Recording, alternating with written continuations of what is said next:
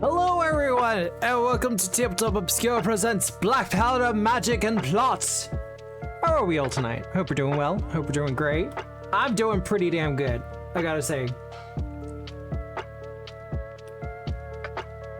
And let me just take away that little thing, because Dan's not gonna be here until later.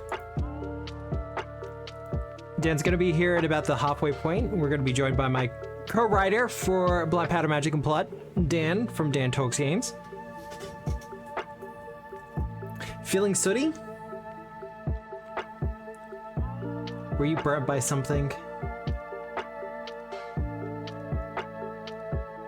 But yeah, tonight we're going to be building some characters using options from the book. Mostly just kind of hanging out. People want to ask me questions about it. But I kind of also just want to show off the module because I spent like a whole week, like 8 hour plus. Music sits a little loud in the mix. Easy. That is an easy thing to fix.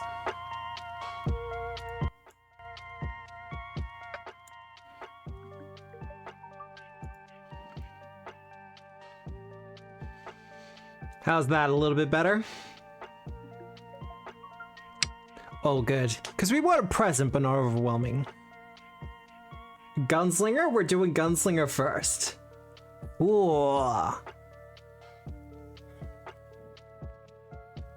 Look, I've been very excited to bring this book out for a very long time. People who've been in my games or have been following me on Twitch, etc., know I've been hard at work on this for fuck knows how long, so I'm actually really glad to have it out. So, we're gonna do a Gunslinger first, huh? Now, I've already preloaded a couple of Dan's things, but what should we call our Gunslinger?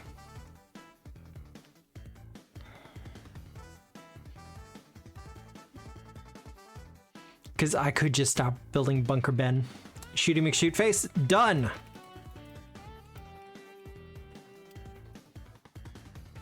Up to New Hampshire shoot faces.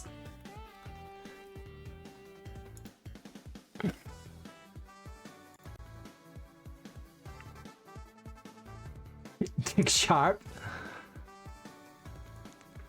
Well, okay. Next one. Dick Sharp. We'll get back to Dick in a little while. And they can't get annoyed at me because I'm using it as in like the sense of the name, like Richard. All right. Ancestry. We have a lot of options.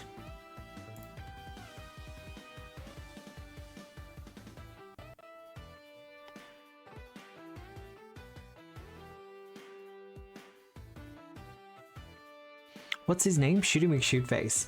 Look, Shooty McShootface, I'm thinking either Goblin or a Kobold. A Cirky? No, I've got something in mind for the Cirky.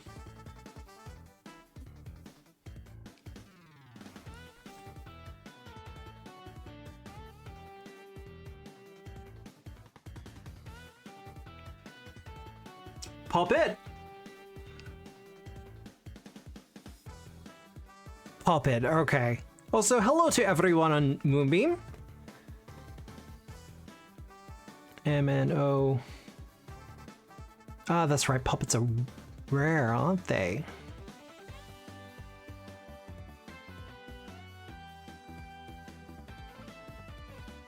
Sounds like a goblin to me. Yeah. Dwarf, I think you're being outvoted here. Kobold?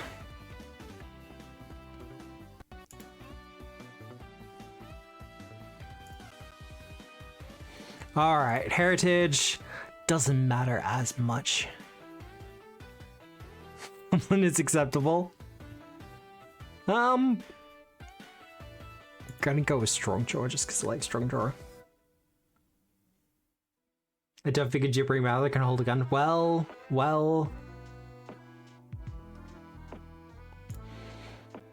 Background.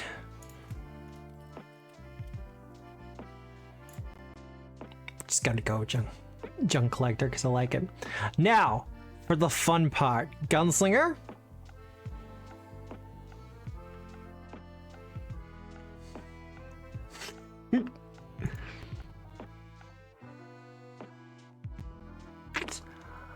Now, this is the part I'm particularly happy with. When you fire up your Gunslinger character, it's going to have the Gunslinger ways from Blackpowder, Magic, and Blood built into the system. You don't have to drag them from the compendium. They're just going to be there in the list.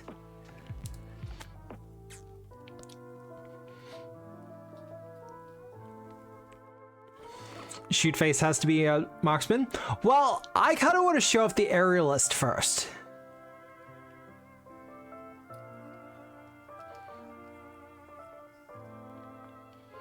Because we have the aerialist.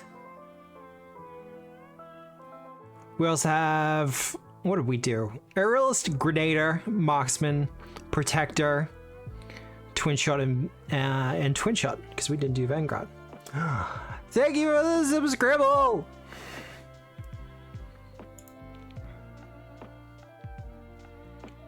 But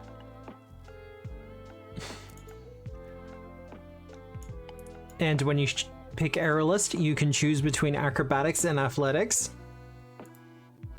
Works like any other class and subclass that you would pick for the regular system.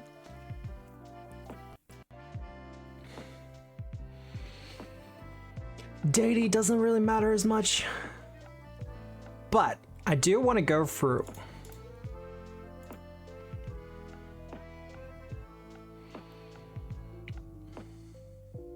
Oh, is Beast of Time my favorite emote? Yeah, there's a reason I have it like locked behind the subscriber. Often derided as lesser weapons for the lack of power and simple use, you understand air repeaters better than most. Maybe you tinker with them or have some special affinity to air. Perhaps you were even trained how to get more out of them. Regardless, you win your fights with elegant leaps combined with aerial maneuvers while you let loose a fury of shots from your repeaters. No, Neilern. I'm actually considering slipping it into the Patreon module for Foundry, seeing if anyone picks up on it.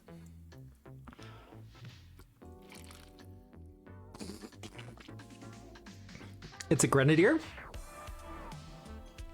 See, we all know how I'm like with pronunciations and stuff like that. But the initial thing for the aerialist gunslinger, your aerial acrobatics are a distraction for your reloads. Interactive reload and then leap, or you may spend an additional action to high jump or long jump. An ability that allows you to high jump or long jump as a single action, like the quick jump skill, lets you use aerial reload as a single action for those jumps as well.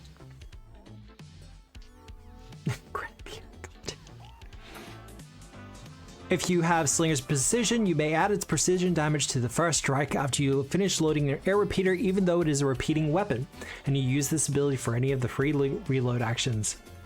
If you don't need to reload your air repeater, you may still use this action, interacting with your air repeater to grant Slinger's Precision to your next strike with it. The thing to note here, because we will actually grab the weapon.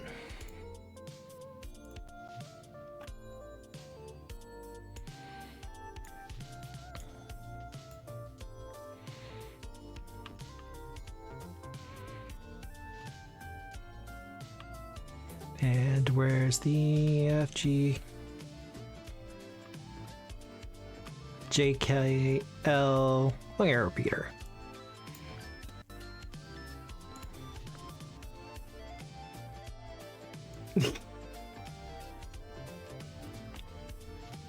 So, with air repeaters, they have the repeating trait, which means that instead of having to reload, spending an action between each shot, you only have to reload after you've completely emptied the magazine, which is 5 or 6, I believe, for the air repeater.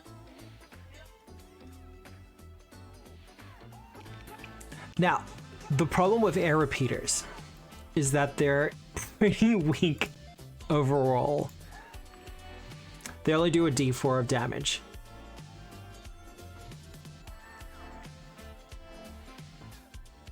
Now, we figured that we could fix that. Apologies, I'm still getting used to the new version 13 interface for Foundry.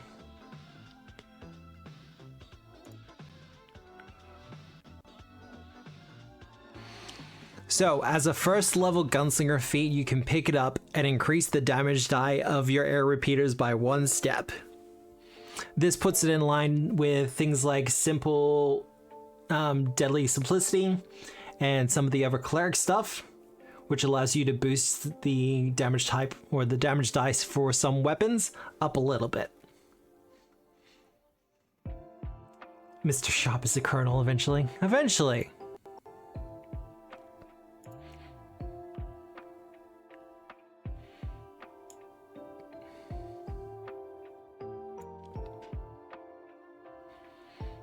Now, unfortunately, I haven't built in the coding for that to upgrade the weapons automatically.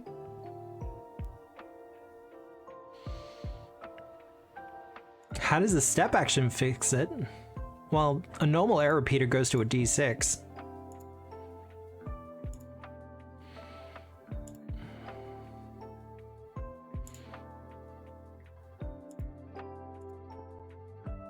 As does the long air repeater.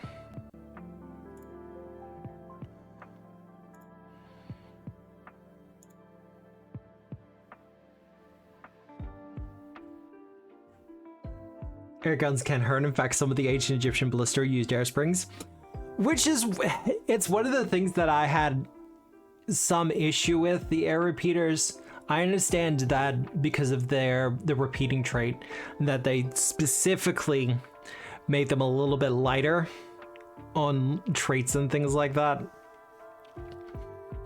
But they're one of the few simple, agile weapons that can be used, you know, repetitively. Now, I believe they should have both jumped in. The initiative feat for the Way of the Aerialist allows you to leap or tumble through when you roll initiative while you draw your air repeater. Now, let me just grab...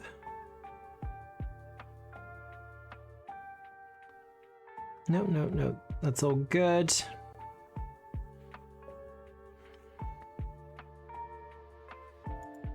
Now, the whole idea behind this class. So, the special. Whenever using an action with the gunslinger trait to high jump, long jump, or leap, you do not need to land between using these actions, but they must expend a shot from your air repeater to remain airborne. The idea being is that you can use the shots in your air repeater to continue firing. So, when you leap into action, you can leap. Then on your turn, you can use aerial reload to continue to keep in the air to either leap, high jump, or long jump by expending a shot from your air repeater, and you'll still have 4 shots left in the magazine. Alrighty, like with just a regular leap, you'll be about 10 feet horizontal, perhaps even more.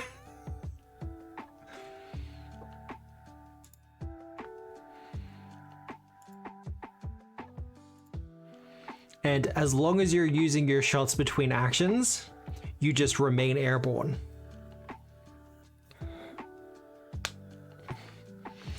This means for a Way of the Airless Gunslinger, you can literally stay above the fight and keep on shooting. Yeah, no, Gorgon, you stay permanently in the air. You can if you want.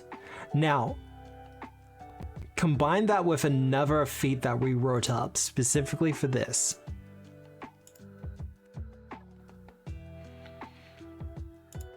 Our Warframe players in the chat will probably recognize this.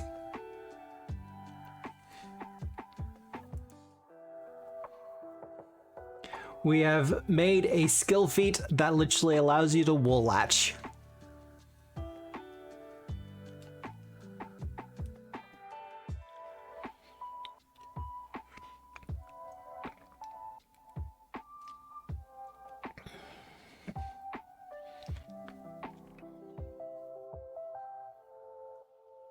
So if you're at midair, you can latch onto an edge, like grab an edge for a wall or something like that, and then fire off from there on your next turn. I really wanted to do a gunslinger that could bullet jump between walls and do their own kind of climbing as they went further and further up.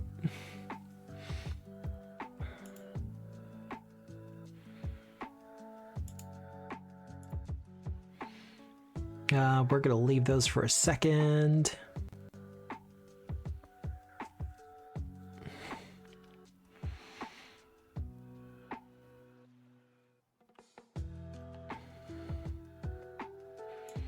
Let's bump him up all the way to 4.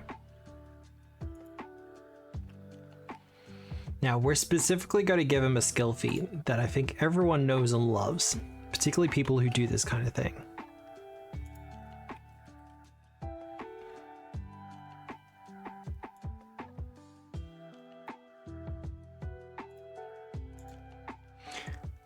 Quick jump allows you to use high jump and long jump as single actions instead of 2 actions.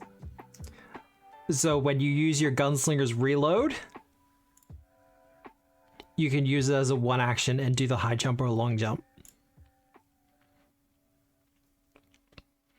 launching yourself even further into the air.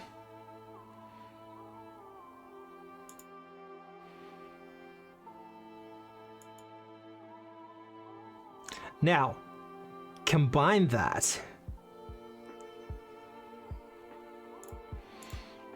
Oh, no, wrong one.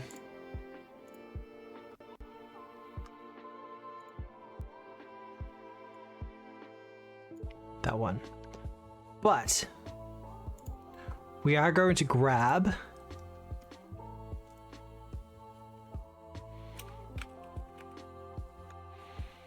one of the feats that makes this even better.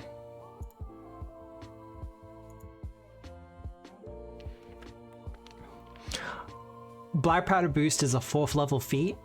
If anyone here has read Guns and Gears, they might remember the very infamous picture of the iconic gunslinger using their cannon to launch away from a monster as it's charging down at them. Blackpowder Boost, by spending a shot, you get a 10-foot status bonus to distance traveled. So at base, if all you're doing is a leap,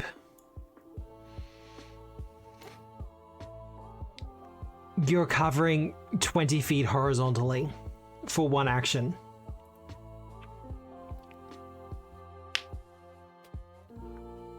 And that's without a roll whatsoever. However, if you want to roll for it,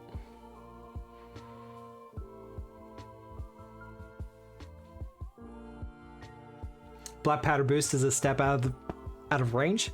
A little bit.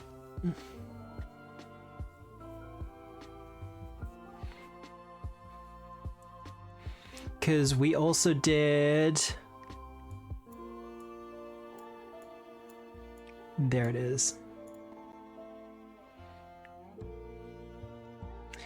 We also did aerial tumbles. Your agile jumps make you hard to hit. Whenever you high jump, leap, or long jump, use an action with the gunslinger trait, you gain a +1 circumstance bonus to your AC. This doesn't make you immune to reactions, but it does make you a lot harder to hit.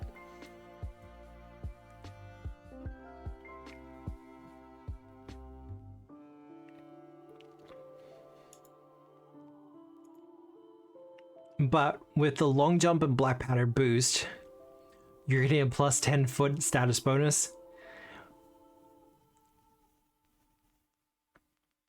So 25 feet, which is equal to most base people's movement range. And remember, with the special from Way of the Aerialist, you literally just stay airborne. So use Blackpowder boost to launch yourself forward 25 feet, spend another shot to stay in the air, and then you can do it again. You can cross 50 feet of distance at level 4 without ever touching the ground.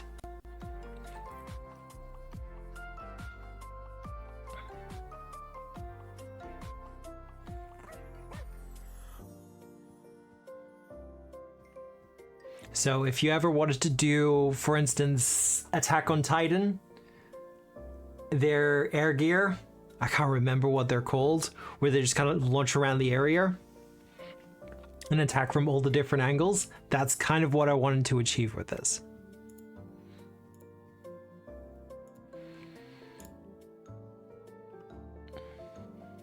I really wanted to synergize as much as possible with all the leaps and verticality type of stuff.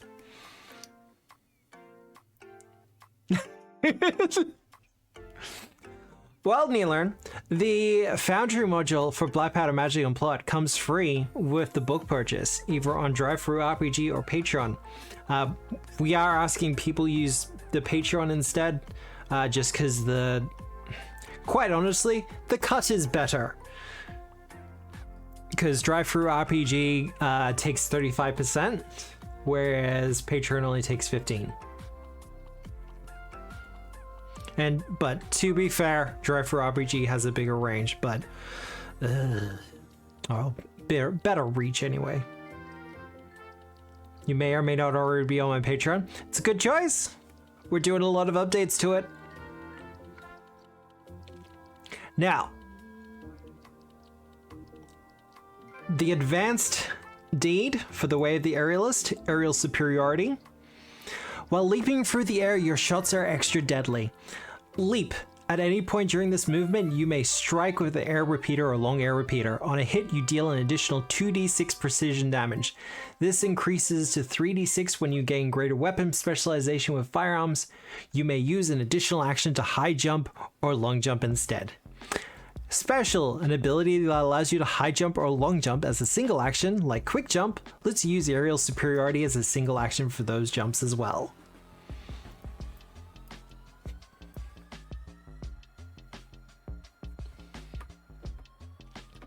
So, leaping through the air, 25 feet, taking a shot, doing extra damage.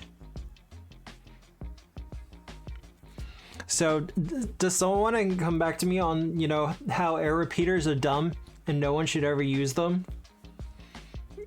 Because I kind of have an answer for them now. Warframe and Pathfinder, woohoo. Look, anyone who's known me for a while knows that I'm a pretty big fan of Warframe. Like in particular, they're doing the Starfinder Warframe crossover adventure. I'm absolutely going to be running that on stream. I believe it's a one-shot, so I'm going to see if I can grab some players for it, but it'll be Starfinder 2 one-shot. I'm looking forward to doing it. It's going to be so much fun. But yeah, the whole idea behind the Way of the Aerialist was to do like the high jumps, leaps, flips, all that other fun stuff.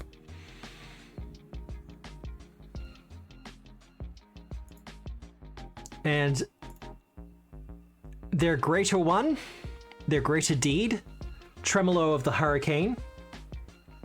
Does this mean we'll hear your Bedstar impression? Look, I would have to listen to him a little bit more before I could figure it out properly. I'm not the best impressionist, but I can do some things. Like a pelting downpour, you unleash a hail of gunfire from above. Leap.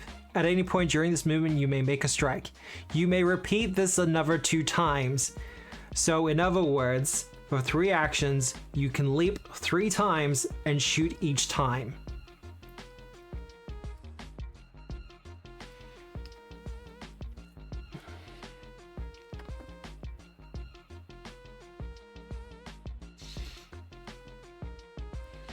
And the special, if you have Blackpowder boost, you may use that in place of the leap, but if you do, you may only use the one action variant, but the special of the feat applies here as well. So you're doing the 20-foot leap each time. And remember, with leap, you can go vertical. And Blackpowder boost is not specific about it. Actually, is it? Let me double check. I don't want to say the wrong thing. Yeah, no, plus 10-foot status bonus to the distance traveled. So using Blackpowder boost, you can go with Tremolo of the Hurricane and just go 30 feet up in the air doing a strike every single time.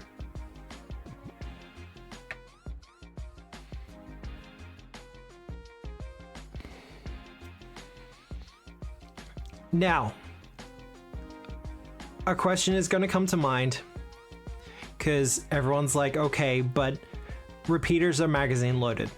So you take your 5 or 6 shots, which on average with the way of the aerialist, you'll go through that in about 2 rounds. It's a lot, yeah, but you don't want to have to be reloading between, like, spending 3 actions to reload a magazine loaded weapon, do you? Compression magazine at level 10 once per day. Quick as a flash, you replace the magazine of your weapon. Interact to reload a ranged weapon with the repeating trait 3 times.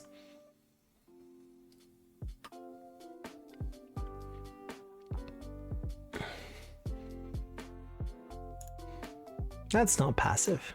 That should be action.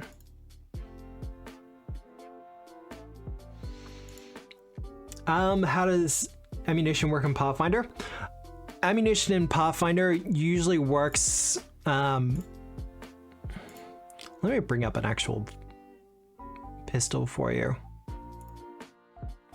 I don't mind answering these questions. Where we go?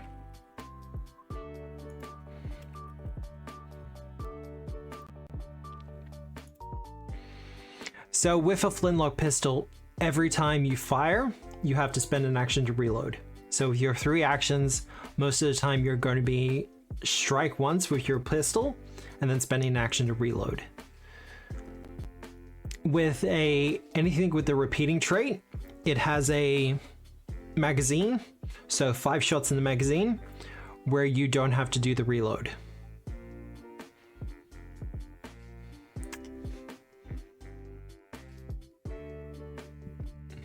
Oh, I see what you're doing here, Foundry. This expend here is for the Starfighter stuff, by the way.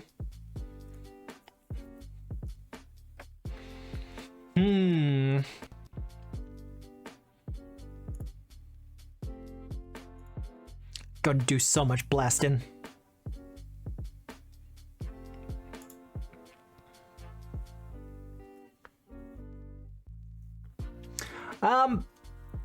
Do you carry a certain number of shots, or is it infinite and more action economy based?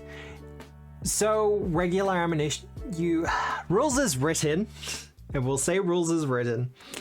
You have a limited amount of shots, so you'll carry like 20 shots on you, and you have to reload it, etc.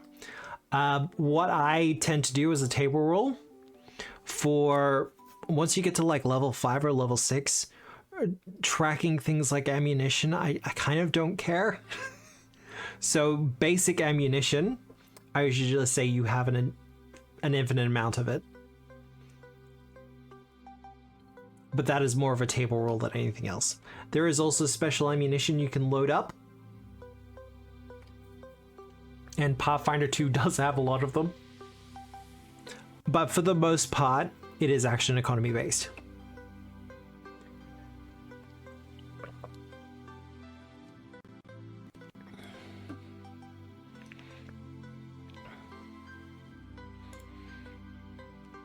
Now, there's a couple of different ways you can run away with the aerialist. Because the long air repeater has a range increment of 60 feet, you can kind of do a sniper build with it. Because with things like Wool Latch and stuff like that, you can easily get up to a pretty high position pretty quickly. and just take your shots out of the range of anyone with melee. The kickback means that it does do an extra bit of damage, but with a sniper, you usually have a setup for it or anything else. What we saw in playtesting was the really popular one was for people to use twin air repeaters and just to dual wield them. The usual way it happened is one would be used for jumping and the other would be used for the actual strikes and things like that. Because the specific rules for the subclass mean you just have to use an air repeater to stay in the air. It doesn't have to be enchanted or anything like that. So you only really have to commit to one to being the damage dealer if you really want to. But if you do, we do have dual shooters. While wielding a one-handed crossbow or firearm in each hand, those weapons gain the twin trait. The weapons are paired with each other for the purposes of the trait, even if they are not the same weapon, which means they do extra damage if they are used as the second attack in a round.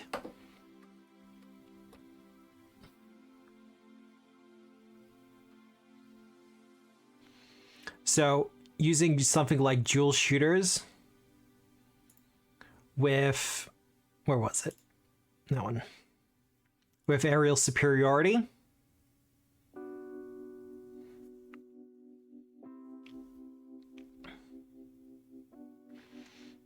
You're unloading like 3 shots in a round. You might not be doing as much damage as people with the crit hits, but you know what? While that gunslinger, that sniper gets the one shot off a round, you're shooting 3 times in a round. Potentially with an extra 2d6 precision damage each time.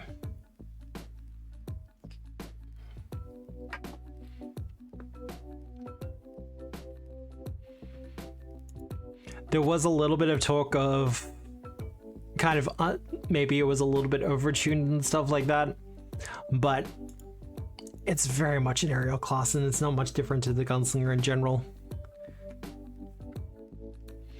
It's kind of like a rogue in that way.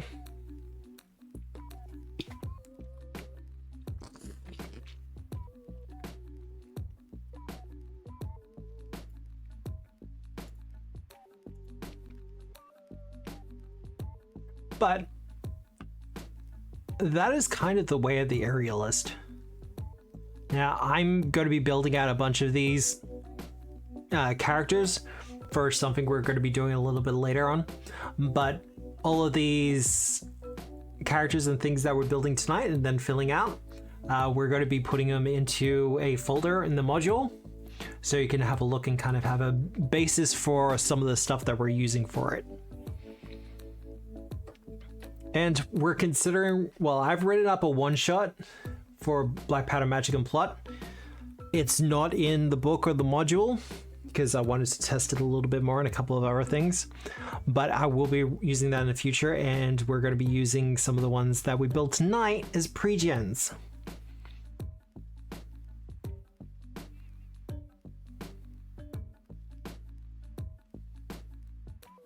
But that's kind of the overall for the aerialist. Actually, I think there's 2 missing. Give me a second. I need to check something.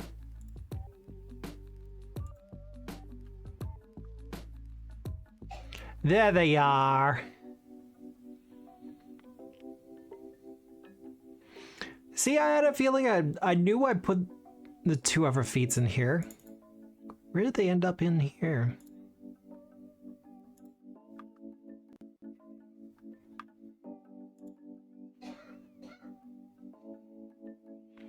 Alright, I will have to fix that up later. But Jetstream's one of my favorite ones. You can pick it up as a level 6 feat for the gunslinger, particularly if you're wielding an air repeater.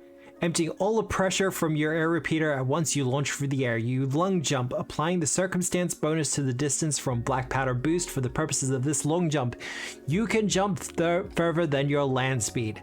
This completely unloads the air repeater used for this action, requiring it to be reloaded with a new magazine. So, with long jumps and things like that, you can't jump further than your land speed. So even if you got a 40-foot land speed, you can't jump further than 40 feet. However, with Jetstream, and considering the level you can get that at 6, your base long jump with Blackpowder boost is going to be around the 35 mark, and that's without rolling. So when you roll and you get like the 45 or the 50 total for the speed, you're just going to be jetting along.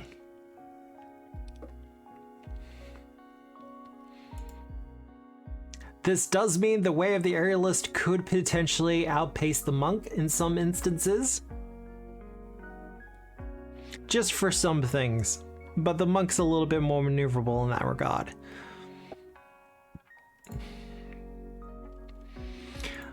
Their big feat for level 14 is Tornado Storm.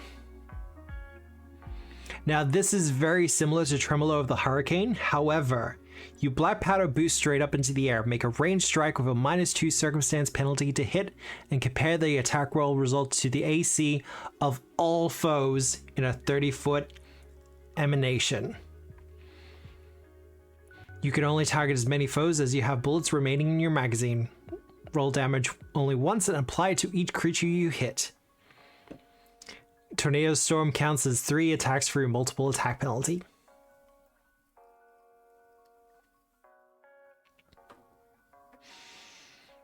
So, if you're wielding 2 air repeaters, for instance, you could theoretically do up to, I think it's 9 or 10 shots. Like hit 9 or 10 targets in 3 actions.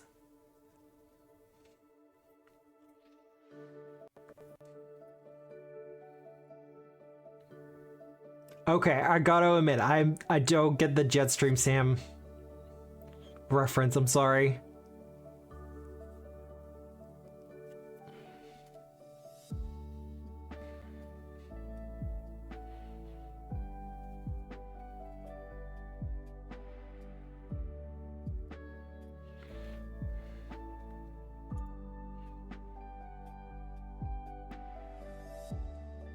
Ah, he's a character from Metal Gear Revengeance. See, I've never played it.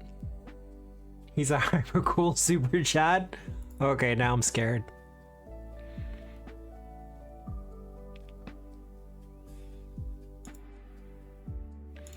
Oh, that would mean that it's in the subclass for Aerialist. There they are. Okay. Brazilian Samurai. See, I could get behind that.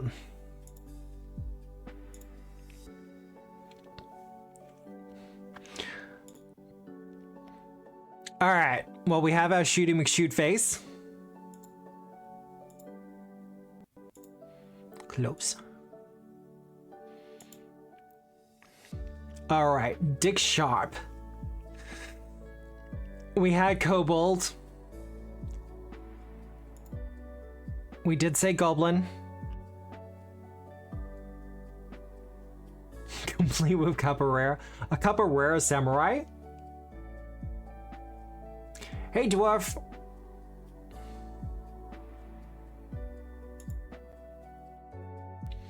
Next thing we know, whatever class is Zendatsu. I mean, check out the Tianjia World Guide, it might be there. Or Character Guide, it might be there.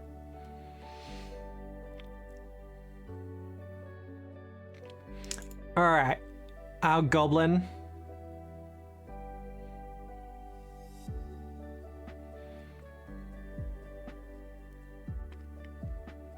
Oh, they're all the uncommon ones. Alright.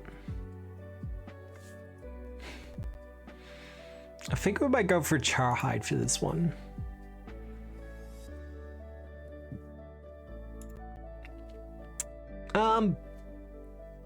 Background? Someone said he's a colonel, so we'll go Soldier? They don't have like a soldier background? God? There we go. We're not gonna do any of the Agents of Edgewatch ones.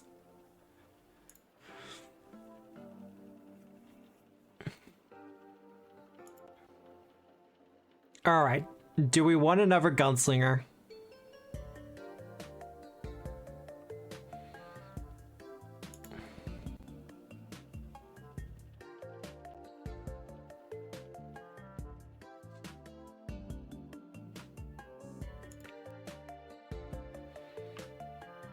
Okay, so Grenadier, Marksman.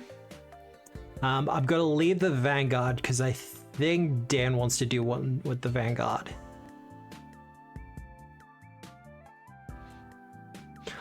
Dan wants to do the Oracle. I'm sorry, Dwarf.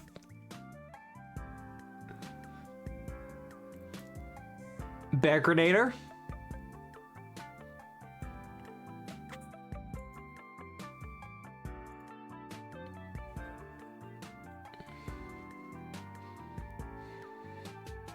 Because no, we do have an Oracle.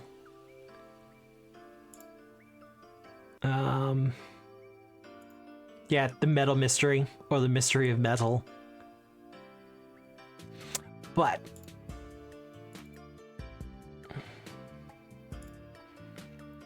see, the Grenadier one was one of the ones that Dan wrote up. What is the Awakened Animal Grenadier? God. See, this is why Paizo was kind of leery about doing the Awakened Animal Ancestry, for these kind of reasons.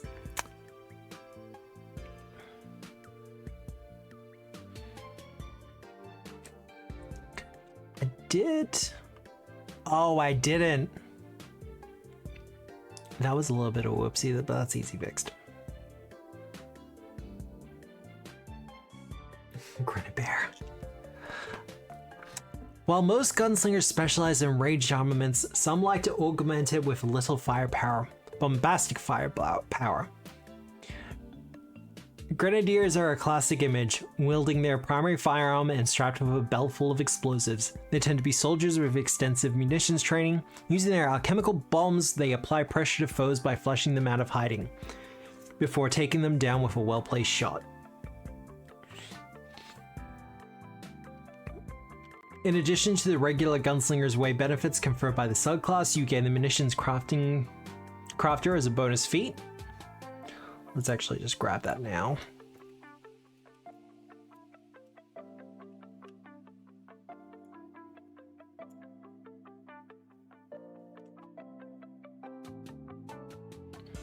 No, bonus feat. There we go.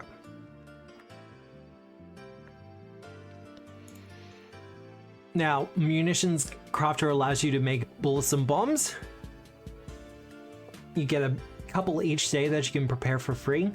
It's kind of like doing the Alchemist thing, but it's very restricted to what you can do. Usually to just bombs and those kind of things. Now, I gotta remember if it does. Yes.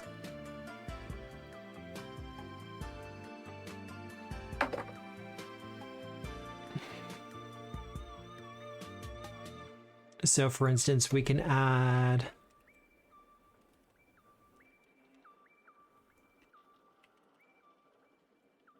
oh, that's right, it's changed, hasn't it? Yeah, that's fine.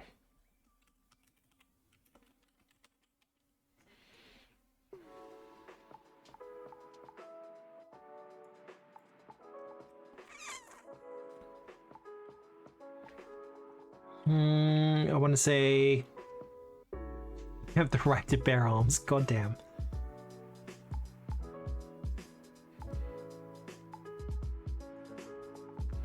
Well, either way, Grenadier's Grip allows you to make a strike with an alchemical bomb, and you're holding a two-handed crossbow firearm on the other hand.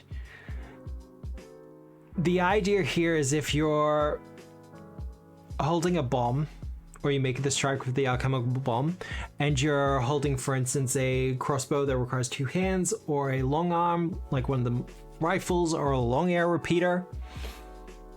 With Pathfinder 2nd Edition, it takes an action to realign your grip. This basically means that after you've thrown the bomb, you can just regrip your long arm completely fine as a free action. You don't have to spend an additional action to do that. When it comes to the Gunslinger, a lot of it does kind of revolve around action compression, and Grenadier's Grip was one of the ones that we really wanted to make sure allowed you to fulfill that fantasy without continuously being hamstrung by your actions.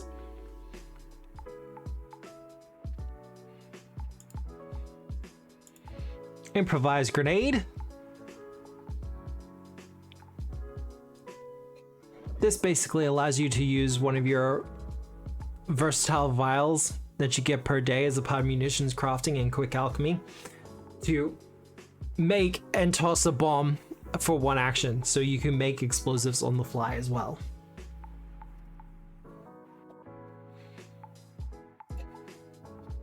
And that's all combined with the Grenadiers Reloaded. You ready both your primary weapon and a grenade. Interact to reload your crossbow or firearm, then draw an alchemical bomb you're wearing. Alternatively, if you're holding an alchemical bomb, you may reload a crossbow or firearm in your other hand even though both hands are occupied.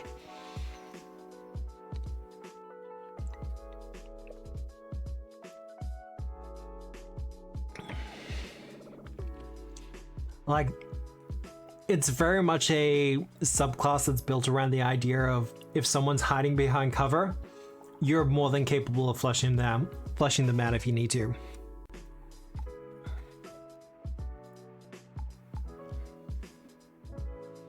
Combined with their Grenadier's preparation, a consummate soldier is always ready to draw their armaments. You may draw a crossbow or firearm in one hand and an alchemical bomb in your other. Combining that with the grip action from earlier, that means you can throw the bomb, then switch your grip to the crossbow, and then take your shot with that as well. Or a firearm if you're using that.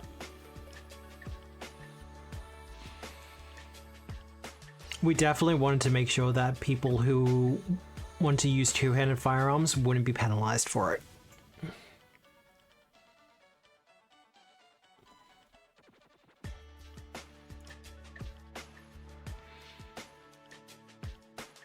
The advanced deed for it is duck and cover. You take a defensive position after tossing a grenade. So after you have made a strike, you can then fall prone and take cover. This instantly gives you a +2 bonus to your armor class and 2 reflex saves as well. And you can combine it with Grenadier's Grip as well. One of the things I really wanted to emphasize with Blackpowder Magic and just in general was the usage of cover.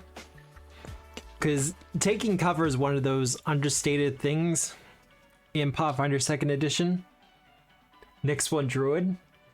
I don't have a Druid subclass.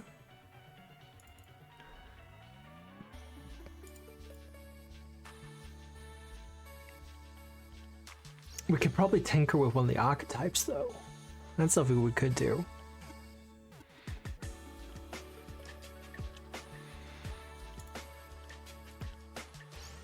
The greater one is Point Blank Explosion. This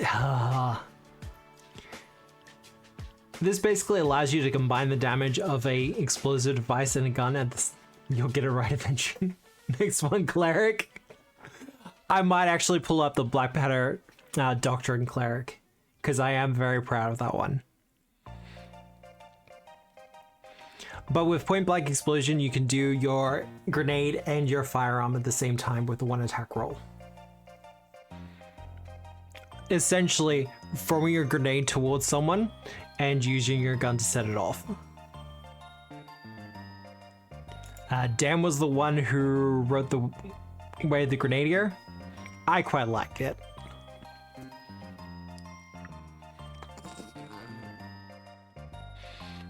When he comes on a little bit later, in like 40 minutes and counting, He's going to go through a couple of the archetypes that he wrote up that he's been particularly happy with.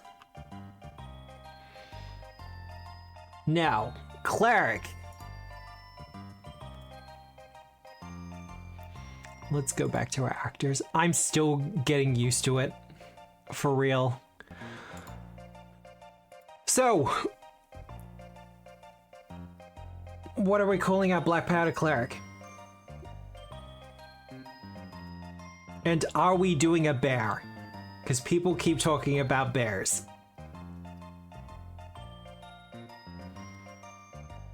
I'm happy to, honestly.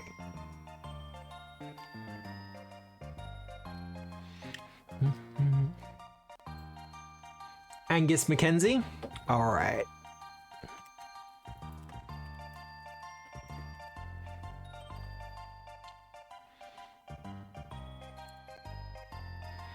Angus Mackenzie.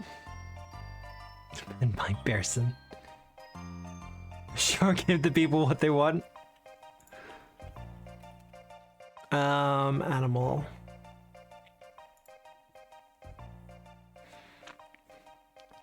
We gotta go large size for the bear, don't we?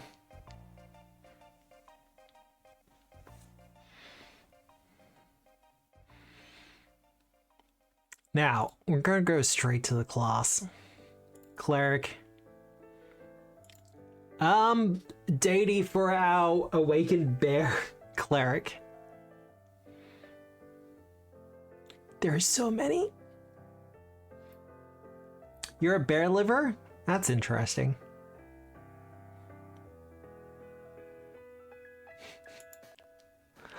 For those who don't know, Bulumdar is the god of all things large.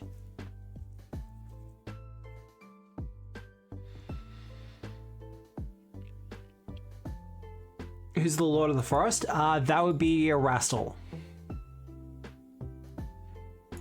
We gotta have an Erastil.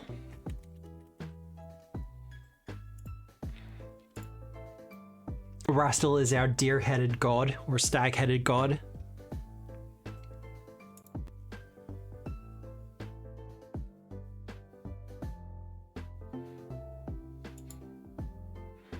Though it doesn't particularly matter too much. We're gonna go Holy Sanctification. Give it a second to load. And there it is, the Blackpowder Doctrine of Vulcan God.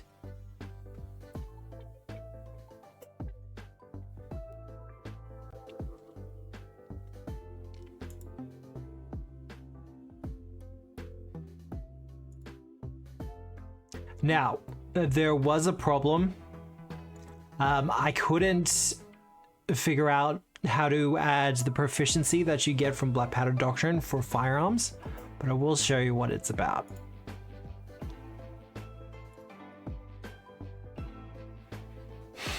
Blessed Savior, by your grace, may this bullet strike their face.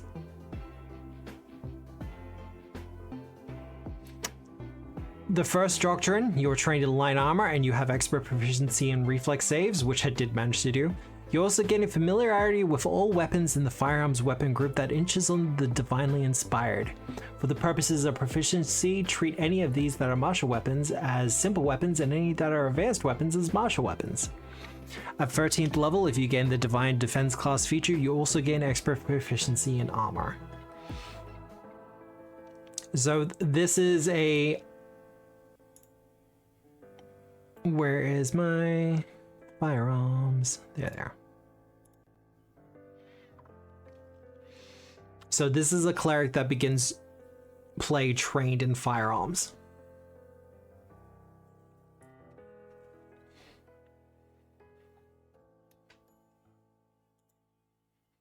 Now we are going to boost him pretty much first to that, to level 4.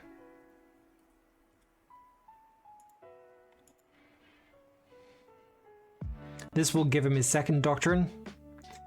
Your proficiency rank for Fortitude save increases to expert. If you cast a spell from your divine font, you may interact to reload a firearm you are holding as a free action.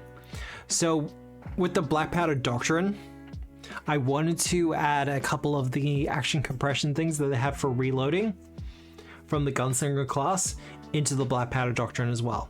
Specifically with this, your Divine Font is the free healing spells you get every day.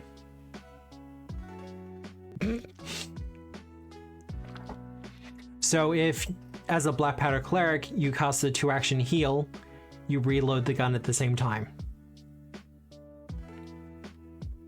So then, you can spend your 3rd action as the Cleric to make a shot.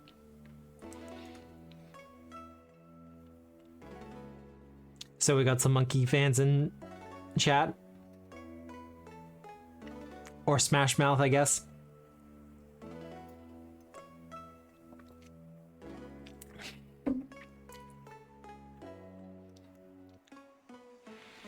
I'm a believer, I can leave her if I tried. Nope, not that one.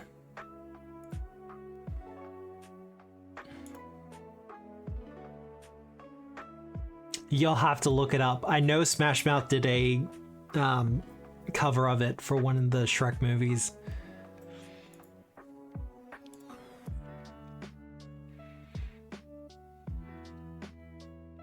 Now, the other thing I wanted to do with Blackpowder Cleric is I really want to infuse the explosive nature of it, shall we say?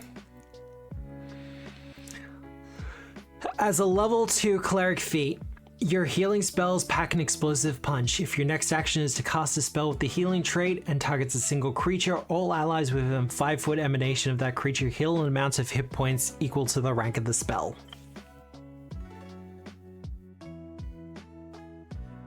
An ogre character.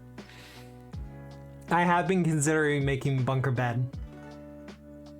Jules will know who I'm talking about.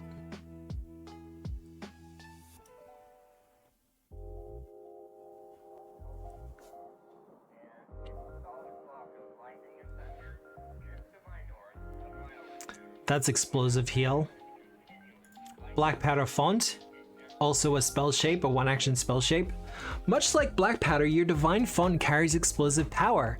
If your next action is to cast a spell from your Divine Font and targets a single creature, you can have all creatures within a 5-foot emanation of the target of the spell take 1d6 damage per rank of the spell. The type of damage is either Vitality or Void, depending on your Divine Font.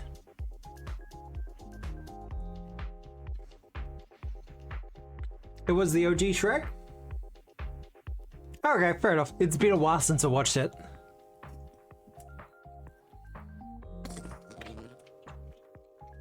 Once again, spell shapes are one of those things in 5. Pick your system that don't get nearly as much love as they should. And I think part of the problem is they just need a little bit more imagination. You right there, dwarf? I just got a moderation message.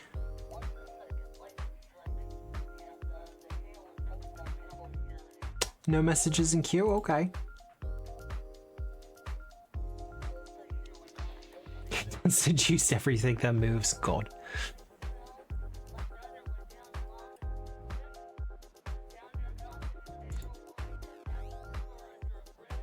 Yeah, apparently I've got a moderation message. Hasn't come through yet.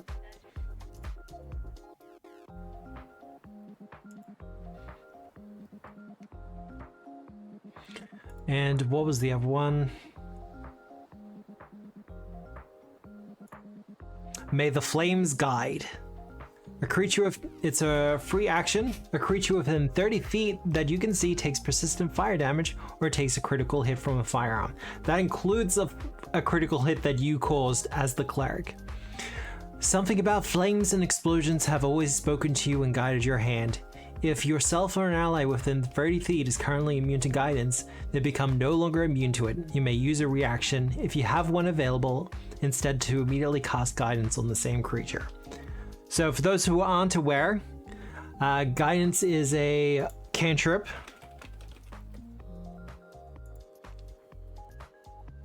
No, I just want guidance. I don't need, thank you.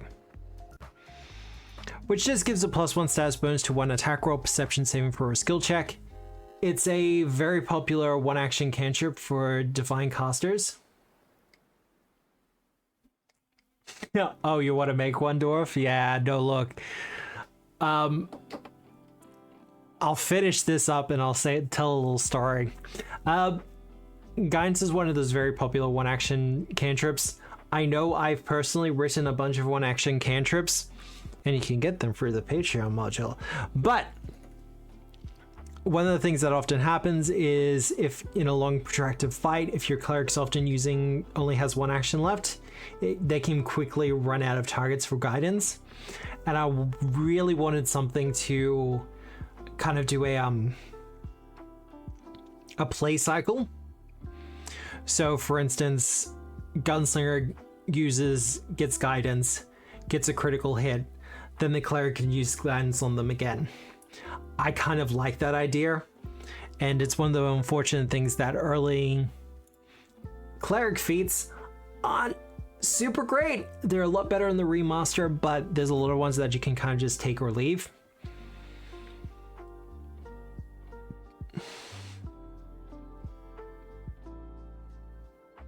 Matt, make Donkey an envoy and give him the sharp tongue archetype. Ooh. I mean, Dad, did you want to go for the sharp tongue later? That's one of your babies.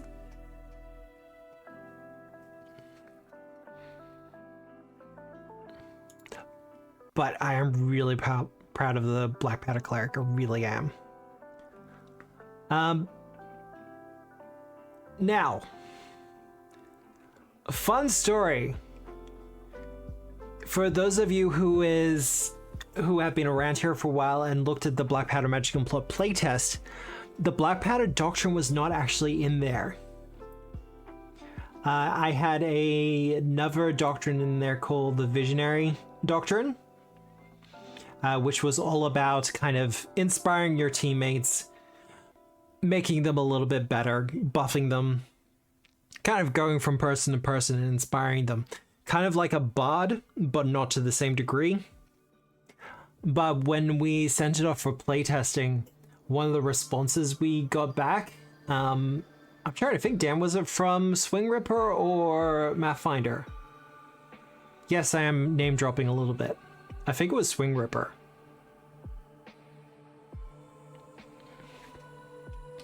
They're either way, both of them are Pathfinder 2 content creators, and they've actually been doing really great jobs at it. But they came back and basically said, hey, don't mind the idea behind it, but this kind of feels just like the Cloister Cleric doctrine with a couple of different...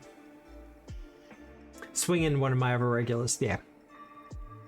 And they were like, it's kind of like Cloistered. There's not really much to it that's really great or really makes it stand out. So, in response to the playtest, I wrote the Blackpowder Doctrine. Which I feel like the doctrines giving like proficiencies with weapons is something that should happen a little bit more often, if you ask me.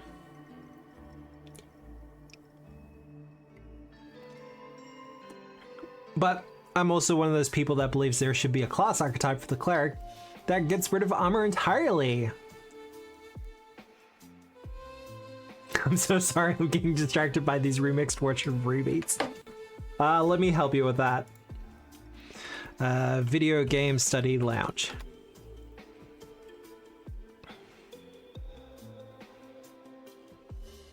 I don't think that link works.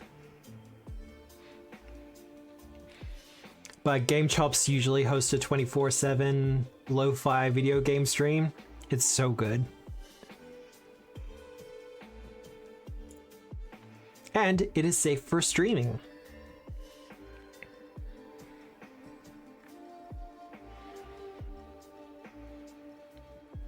Well, we can show off.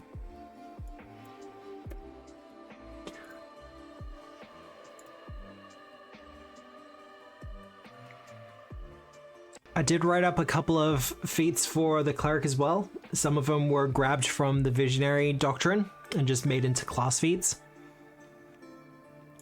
Share guidance I'm particularly happy with. As an exploration activity, you spend a minute sharing your vision with your allies, giving them strength for the fight ahead. Yourself and up to 5 allies gain the effects of guidance for the first round of the next encounter. This counts as casting guidance for the purposes of being immune to the effects of the spell.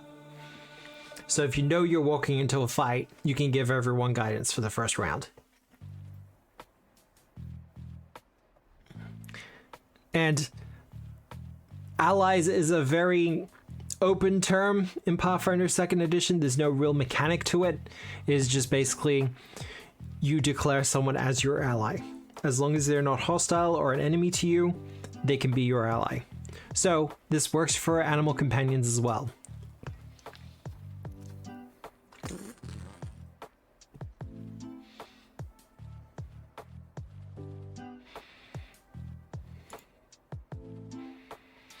The other one was preaching to the choir that I did.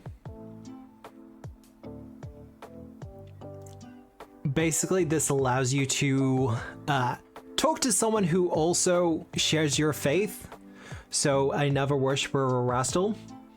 And not only can you kind of make an impression to make yourself look better, you can make other NPCs either look better or worse according to your desires. The idea behind this is the cleric, for a revolutionary type belief or an idea, going from person to person, basically saying, hey, the king's evil, we should do something about that, yeah? He's kind of a jerk.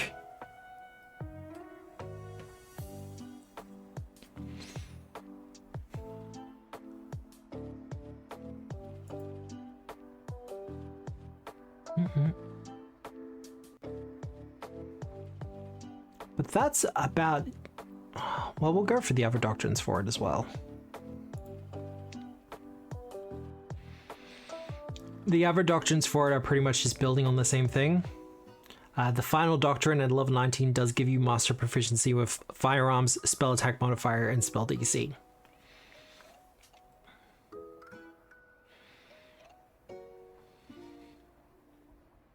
And you also get the critical specialization effect for firearms as well as a part of your third doctrine.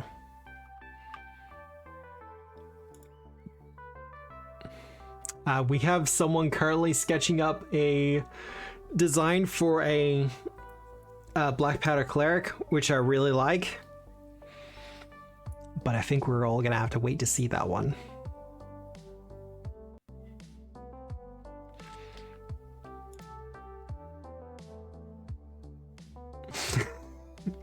Has Tara showed up somewhere? Or we're just doing a bully?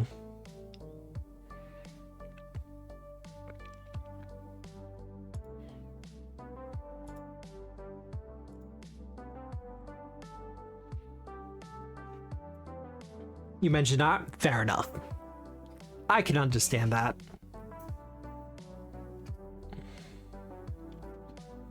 What do we got? We got like 20 minutes.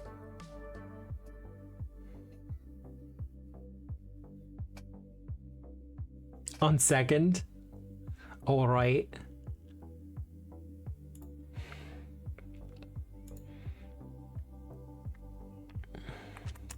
I did kind of want to do one of the witches.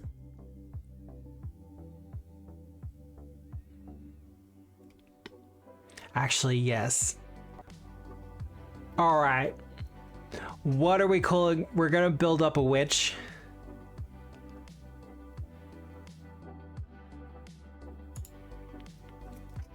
What do we want to call our witch?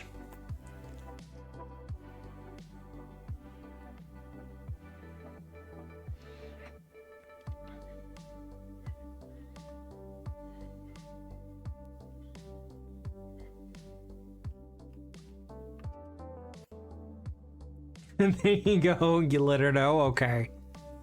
You let her know that she's been mentioned? She refuses to... Well, you can send her a screenshot. Blackpowder Betty? Alright. Auntie Sootfinger. Oh, I like both of those, actually.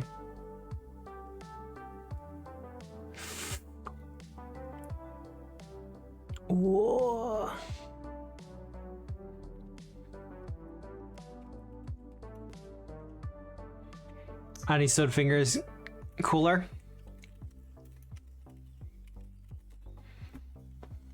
There we go. Best of both worlds. That can be closed now.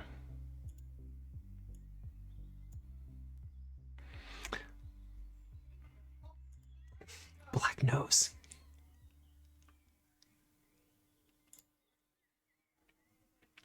We'll give it a second.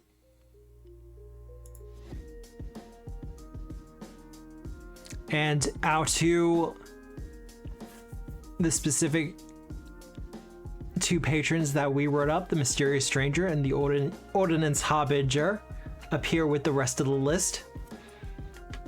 In case you haven't noticed, I'm actually really happy that I managed to get that programming done.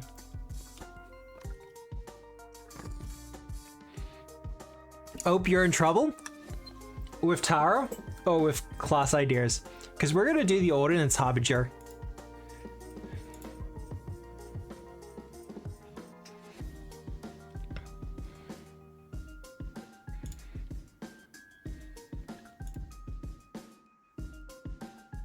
Now, for those who have been around the PF2 space for a while,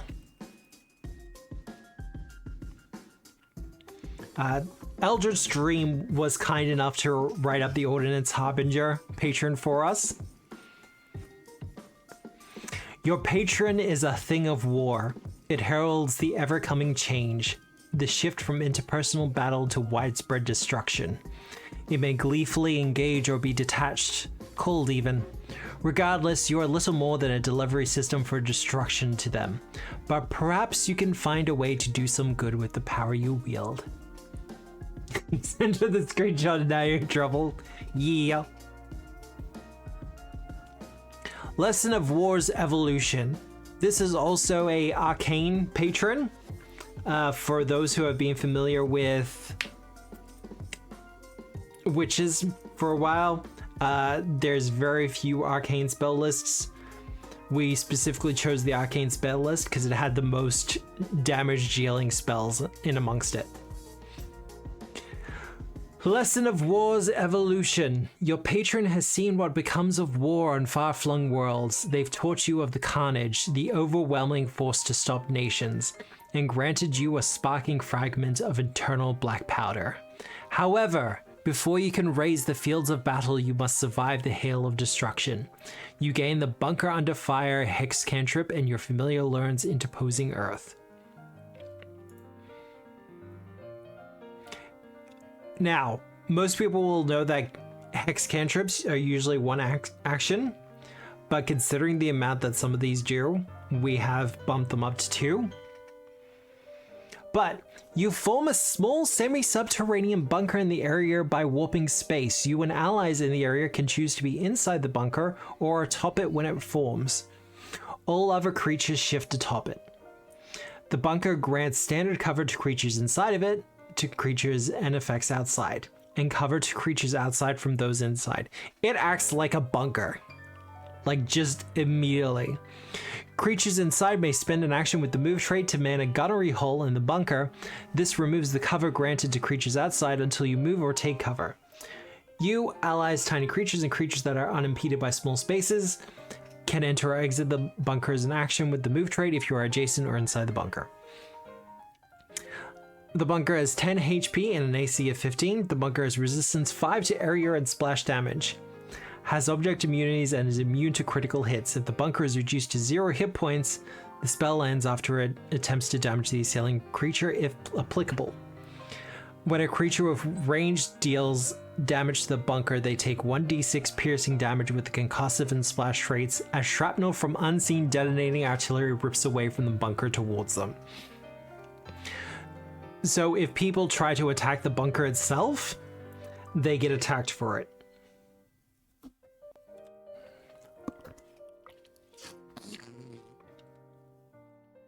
Possibly to make kill boxes. That's the idea. And that is absolutely the idea.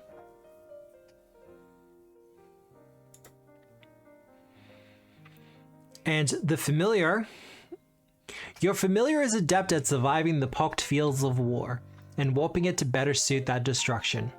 When you cast or sustain a hex, a crater forms in your familiar space for 1 minute, creating difficult terrain but granting standard cover to your familiar and prone, medium, or smaller creatures in the space without them needing to take cover.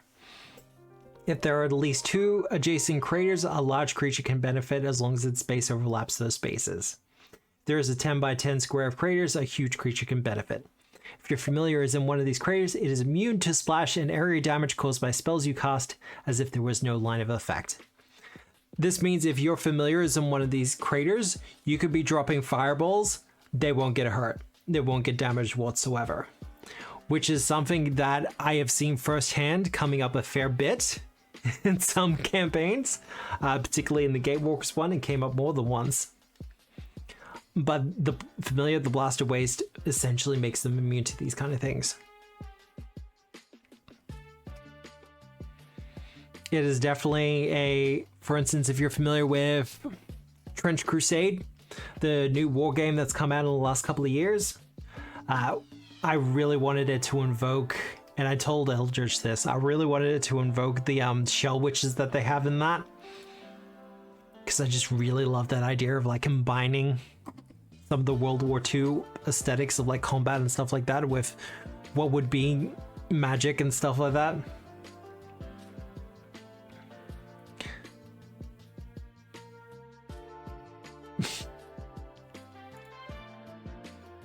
Now, for those familiar with witches, you can't have a witch without the lessons that are options for them.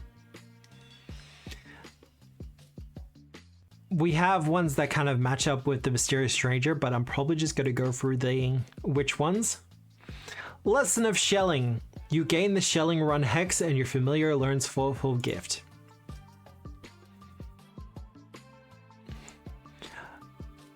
Shelling Run. 2 actions, focus spell, you rip open a smoking rift to some hellish battlefield, allowing falling rocks, bombs, magical charges, and other flying ordnance through. When you cast the spell and each time you sustain it, you may choose to either deal bludgeoning damage or roll 1d8 to determine the damage type. Out of bludgeoning, cold, electricity, fire, piercing, poison, slashing, or sonic. When you cast the spell and each time you sustain the spell, a new rift opens and something falls out, hitting an area range and dealing 1d6 damage.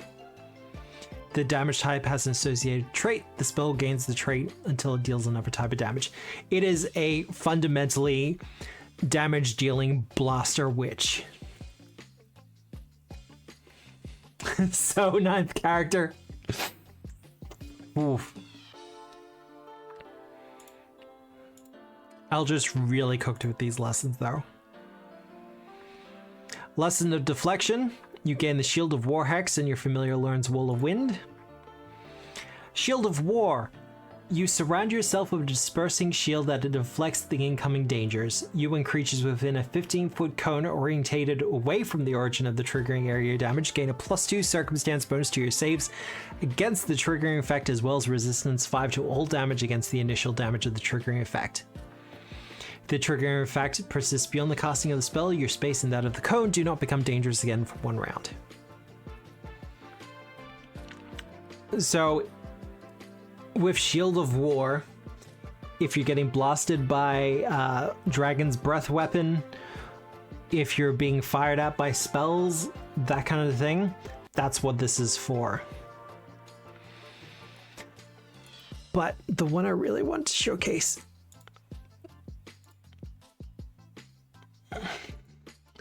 the Lesson of Obliteration, the major lesson for our witch. You gain the Devastation Blast Hex and your familiar learns Divine Immolation. 1 second, I just need to... There we go. Its casting time is 2 to 2 rounds. This is a focus spell. You call down a massive hail of destructive material, dealing 5d8 bludgeoning damage with the concussive trait. Whenever this spell deals damage to an object, including shields and animated objects, structures, or vehicles, the object takes an additional 12 damage. If this damage is enough to destroy the ground, and there are no listed statistics, use the statistics of a structure of the appropriate material. The area of the effect becomes a massive crater as deep as the radius of the burst. Eldritch particularly wanted, for the big spell for this lesson, specifically wanted something that would damage the terrain around them.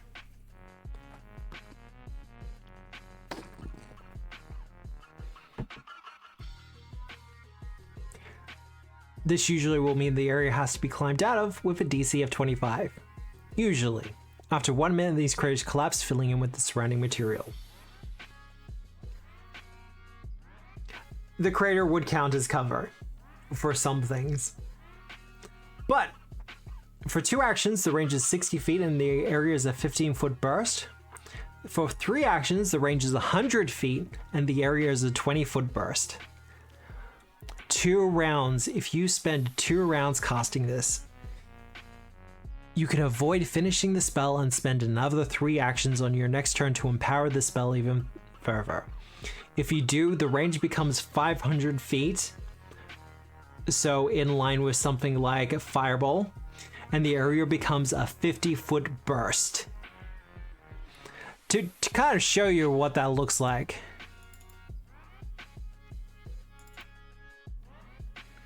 Close those 2. We don't need those right now. We're gonna have to zoom out a little bit.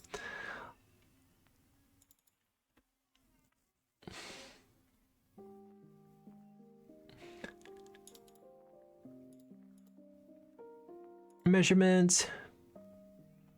Burst. There we go.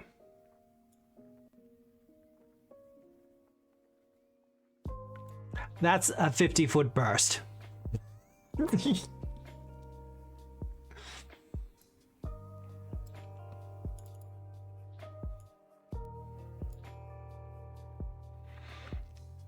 The damage increases by 2d8, increasing the damage to objects, structures, and vehicles by 4.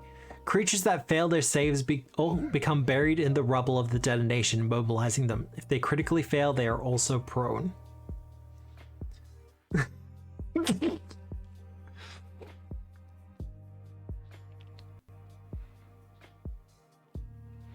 Because remember what it said.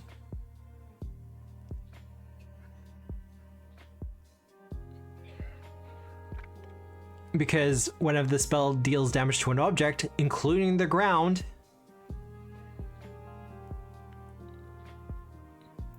it creates a crater. So this could create a 50-foot crater. Or at least 25. You killed your entire party! This is about them now. They're fine.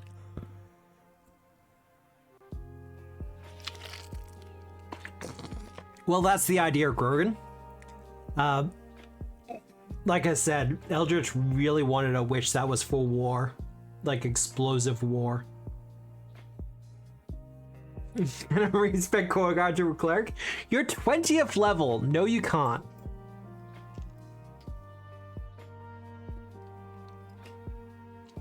But hey, there will be another campaign.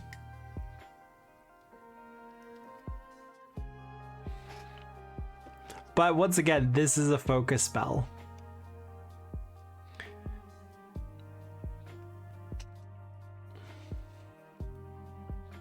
Beats the final boss. Wait, I changed my mind. Retrain new class.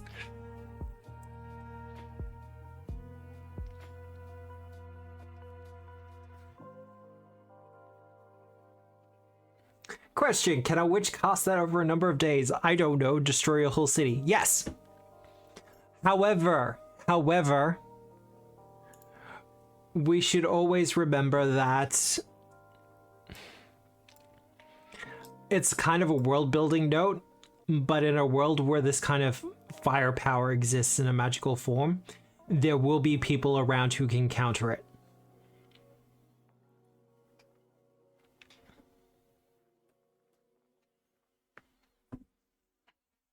So even if you do have your devastation witch dropping magical bombs on people,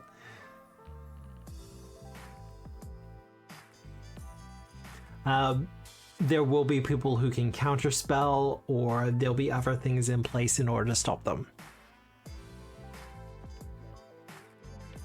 The civil wizard. Yes, exactly.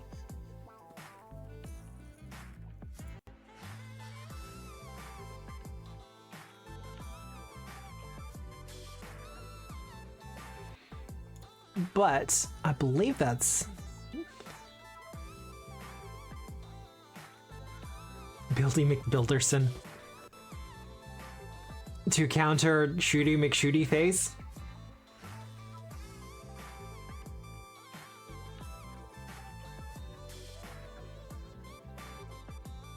Would these people happen to drive around a black van with a spoiler? I'm not gonna say names. We do have a, where was it? The obscuring wagon. Vixen Felix.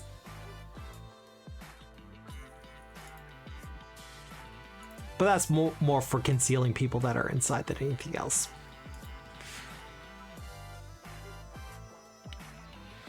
But we are about the halfway point. So what we're going to do is we're going to take a short break so I can make a coffee. I probably won't run the timer, because if we're not going to take too long, I'll kind of want to come back and get it done. But when we come back, Dan will be with us as well. And he's going to make some characters as well and probably talk about a couple of things that he wrote and designed for it. I also kind of want to go through a couple of the archetypes as well that we did. In voice form, yes, in voice form. All that said, we shall be back. Yeah, we'll be back pretty soon, and I hope to see you then. Also, I hope people have enjoyed us kind of just going through this, because this is a lot. I enjoy this. I wrote it, but it's one of those things where I've enjoyed the things that I've written, and I'm just really excited to talk about it, okay? But yes, we'll be back very soon. We shall see you back here soon.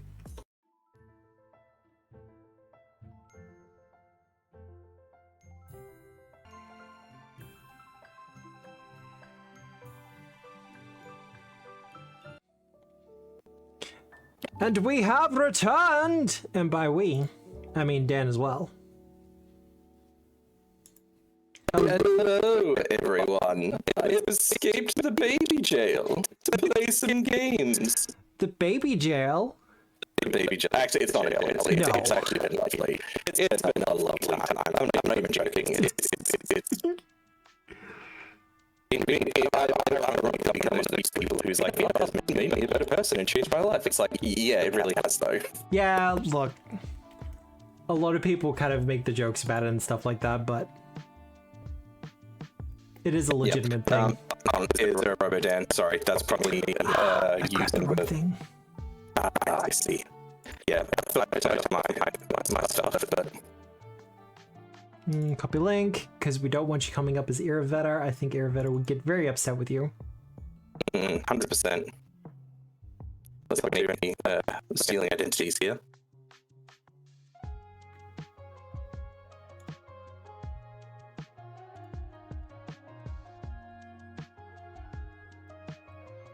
Bear with me a moment, chat.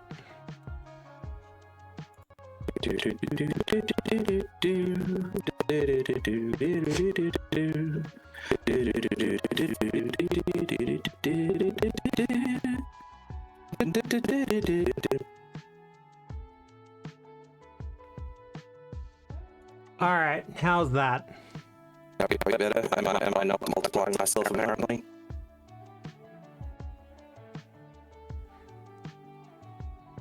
Bear wife me? Oh god. Still triply. It might be me. Just give me a second.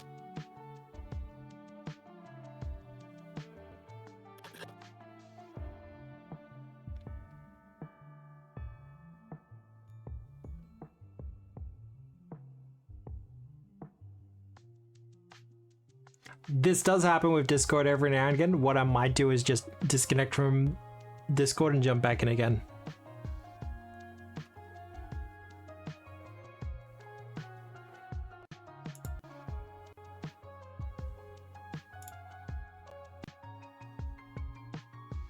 All right, we see how that goes. Alright, is that better? Testing 1 2.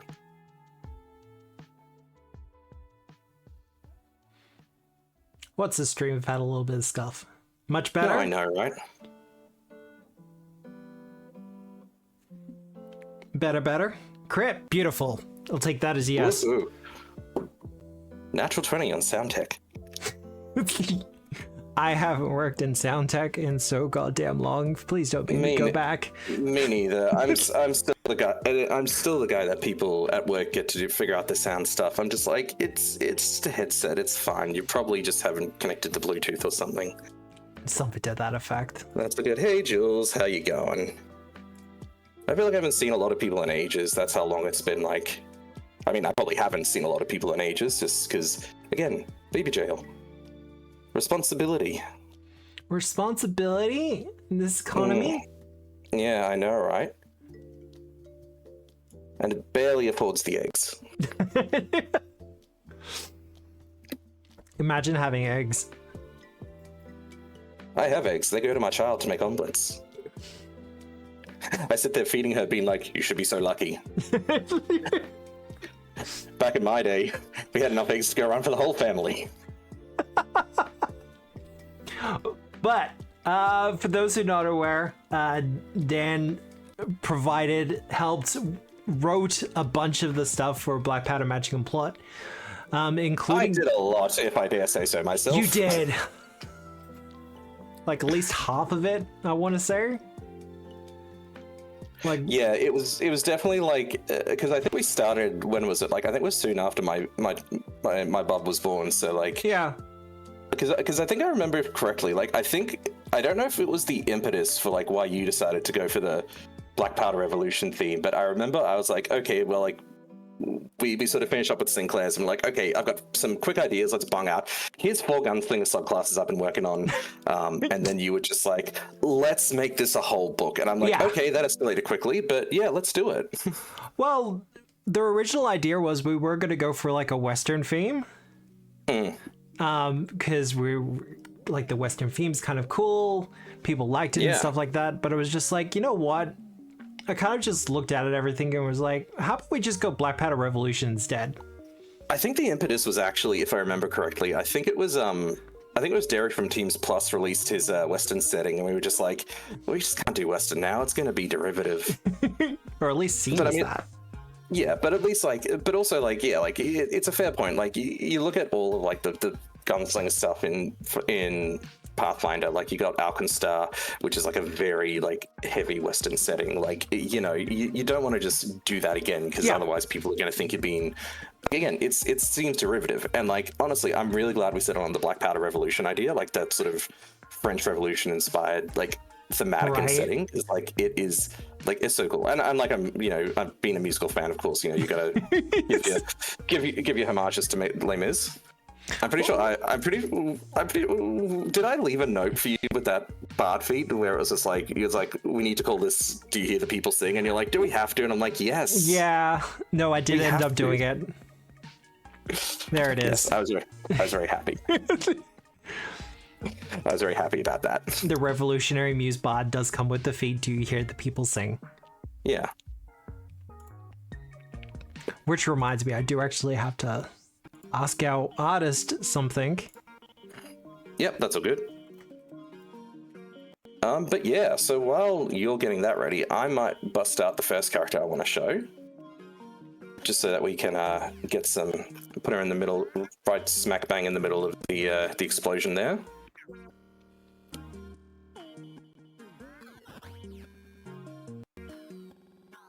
Ooh. More like lameness. I like this.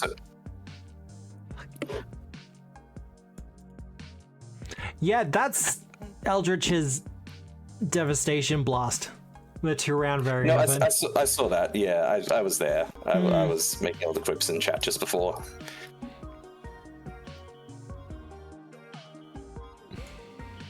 But yes, so yeah, so the one I wanted to. So I've got 2 characters so far, possibly 3. Wanted to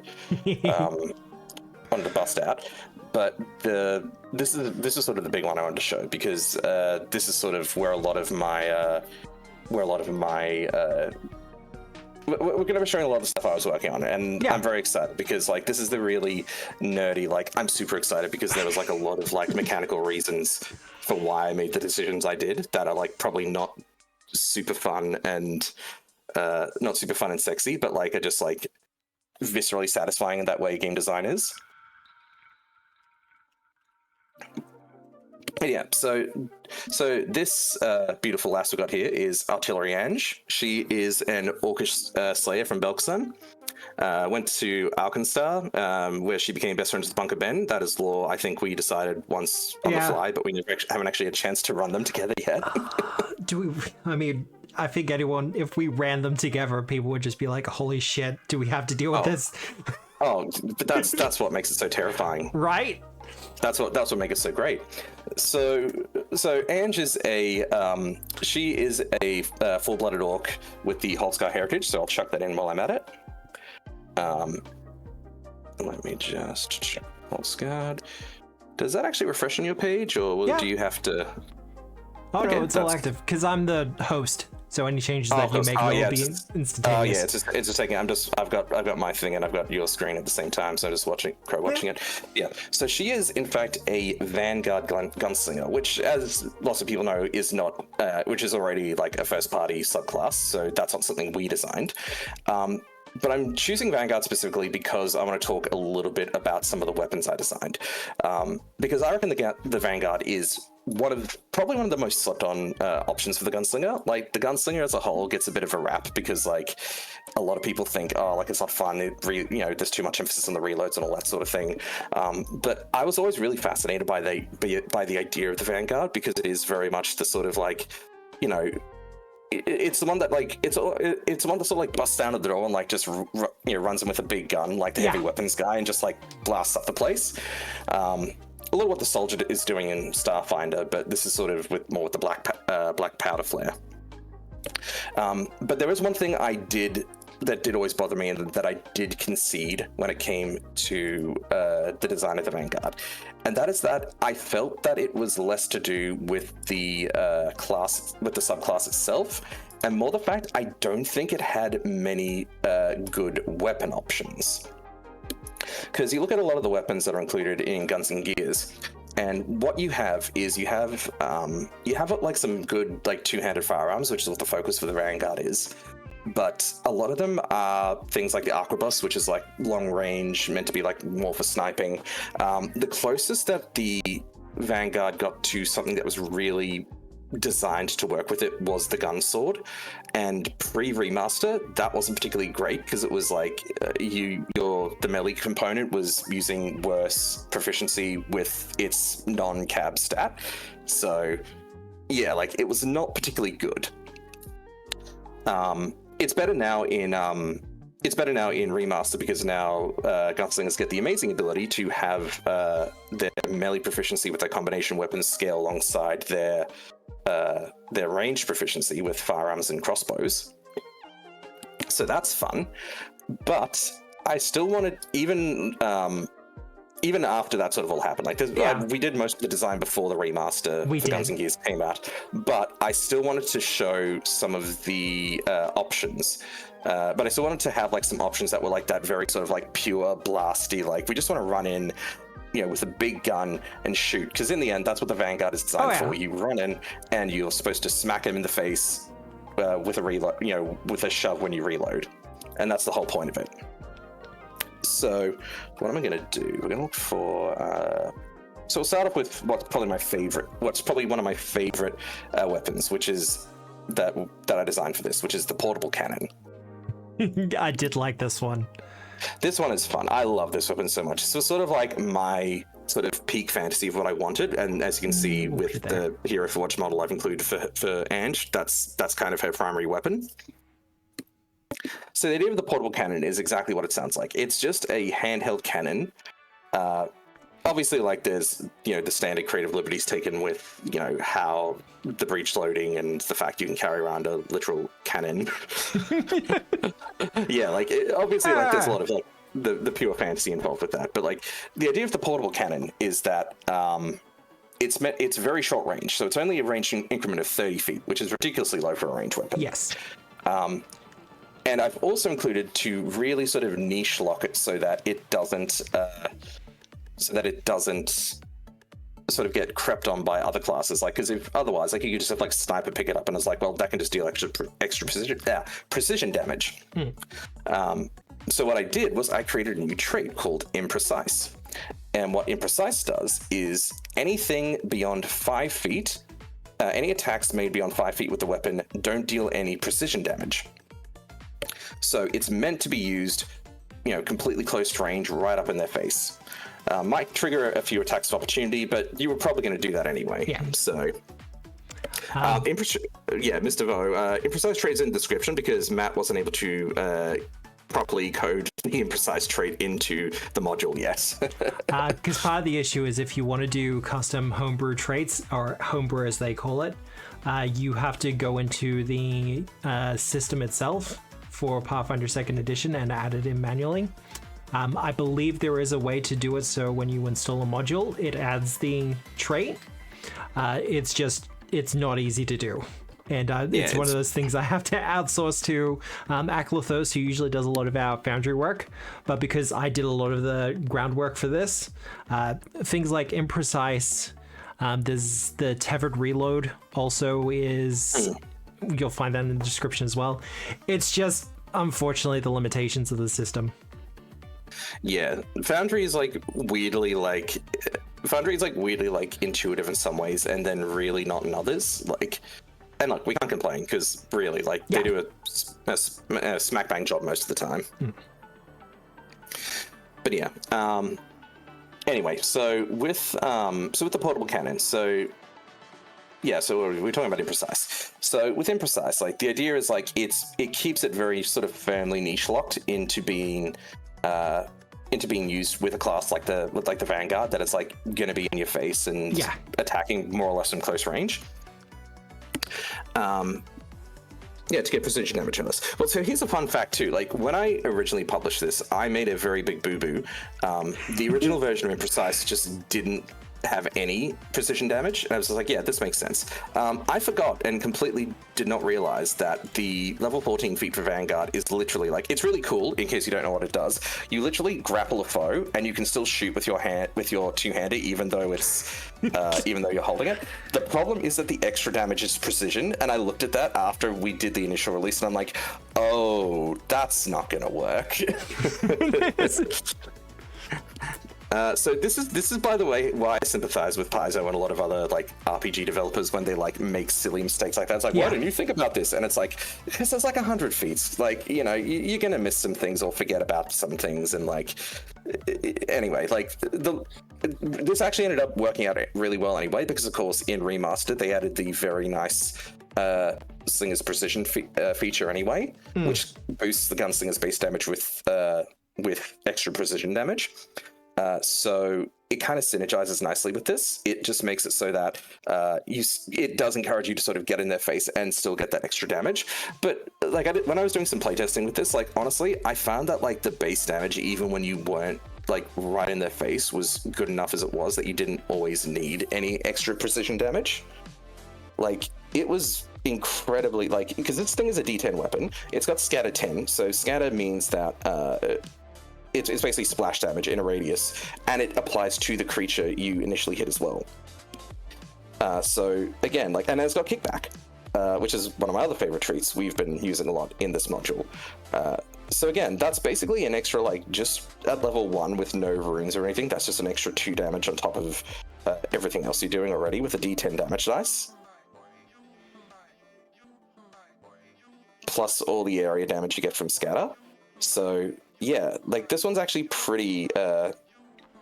This one's I just love this weapon so much because the visual of just running in with a big cannon and firing it and seeing the explosion just rock everyone around you is just it's Jeff's kiss. And with the new rules from Battlecry coming out with the new troops and things like that, things that do scatter and area damage and stuff like that, I think we're going to be seeing them getting used a lot more often now. Yeah, exactly. But wait, Matt. if she's in close range, doesn't that mean that she's going to take the splash damage too? I mean, probably. But if only there was something that we had that could stop splash damage. Really? Like, what if someone had created a custom designed spell that's also in our first release module, Blackpowder Magic and Plot, that you can use to stop splash damage? Splash Guard is in fact a cantrip. 2 actions. It can target up to 4 allies. You put a shield up over the allies that's not enough to protect them from direct damage, but will help against the rest. The targeted creatures gain resistance 1 to area and splash damage. Yeah, and it's heightens too, so like it heightens very quickly. Yeah. Like you chuck that on, like if you got a caster and you chuck that on your Vanguard who's running in with a portable cannon. Oh, and it's up to 4 allies as well too, so like yeah like you're gonna be safe. Also, it's area damage protection as well. Like, if you've got an enemy spellcaster who's casting some nasty fireballs, or like just something like an enemy alchemist chucking some bombs, like you're good. It won't take care of all the damage that gets thrown on you. Like if that high level, like if the enemy wizard is still throwing a fireball at you, you're still gonna take the brunt of it. But yeah, this will help. Yeah, when you consider the fact that, like, you know, you consider like something like Sorcerer's Potency is like one damage per rank extra for each rank of the spell you're casting, and then like you times up however enemy hits. Like again, like it adds up. It does add up very quickly. Portable Cannon is a reference to Legend of Grimrock. Unfortunately, it is not. I cannot say I'm familiar with that.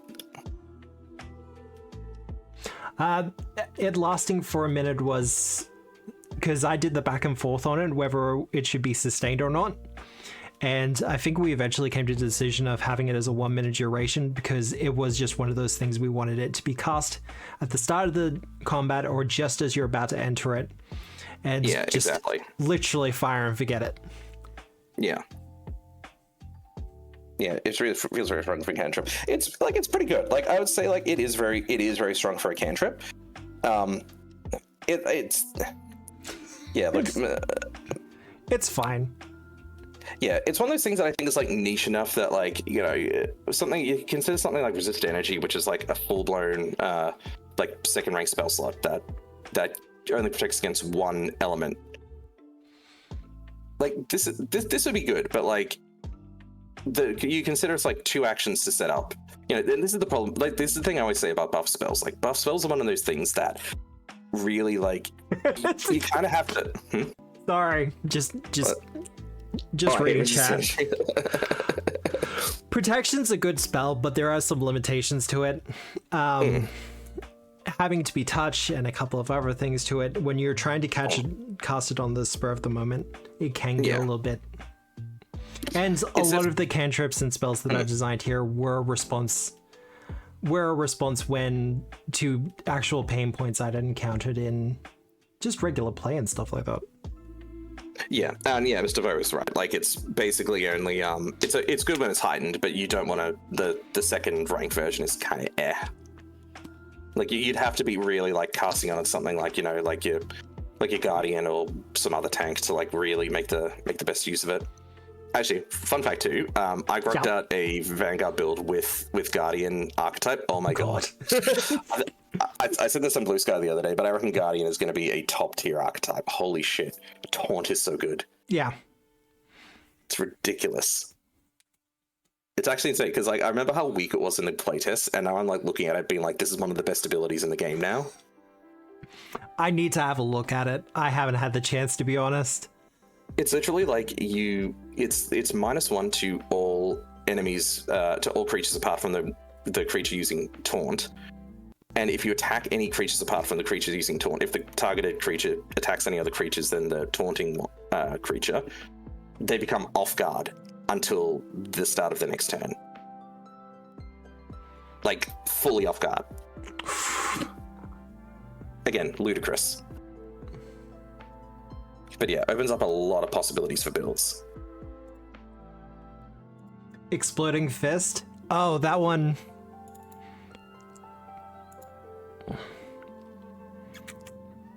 This is I will be the first to admit this is slightly based off of the playtest Rune Crafter that Paizo have done up. They have one of their runes there that basically gave your close combat weapons an explosive effect. And I'd been racking my brain on how to write that up into a spell or something like that. And then I read it in the playtest and I was like, that's kind of perfect. Yeah. But the idea of Exploding Fist is to give melee combatants a little bit of extra hurt when they're up against swarms. Yeah, swarms are one of those things I find tend to be like very like feast or famine. You're either like perfectly prepared for them and they're very easy to take out, or you just don't have anything and it's like, well, we're just effectually stabbing this with my piercing damage that's got resist 10 on it or whatever it is. Yeah. It's not roulette. We do have a gun called roulette as well. Yes. We'll definitely get to those. But yeah, so I'll keep going with Ange because like there's a couple more things I want to get through with her. Explosive dagger, yeah. Yeah, I guess like does it actually say melee strike? Did you say melee strike in that, Matt? Or no? No, okay. Let me have a look. Yeah. Might be one of those things we need to errata, but it may also just may just decide it's cool. Let's leave it. One non-reach melee weapon or unarmed attack. Yeah. Yeah, no, it would cover from weapons. Yeah. Yeah. Anyway, so we're just covering the portal cannon, which is probably one of my favorites. But the other one that I decided to make as well, which is sort of a bit more of a sort of proper single target focused heavy close range weapon, is the handheld ballista. And if you actually look at Ange's picture, you see that she's also got the handheld ballista strapped to her back. It's exactly what it sounds like. It is it's basically just an enormous crossbow that's more akin to a ballista, using sort of the broader ballista head. So this one also has imprecise for the exact same logic. The idea is that it's meant to be used for close range combat. But instead of being a scatter weapon, it's got raising, so you can get through those nasty shields and creatures that have hardness on them. And it's got a deadly D12, so it's got a little bit more crit damage potential. To balance it out, it's technically reload 2, but it's got capacity 4. So that means that you get 4 shots with one action reload, and then anytime you have to reload the rotating head is 2 actions. So it's a little bit more.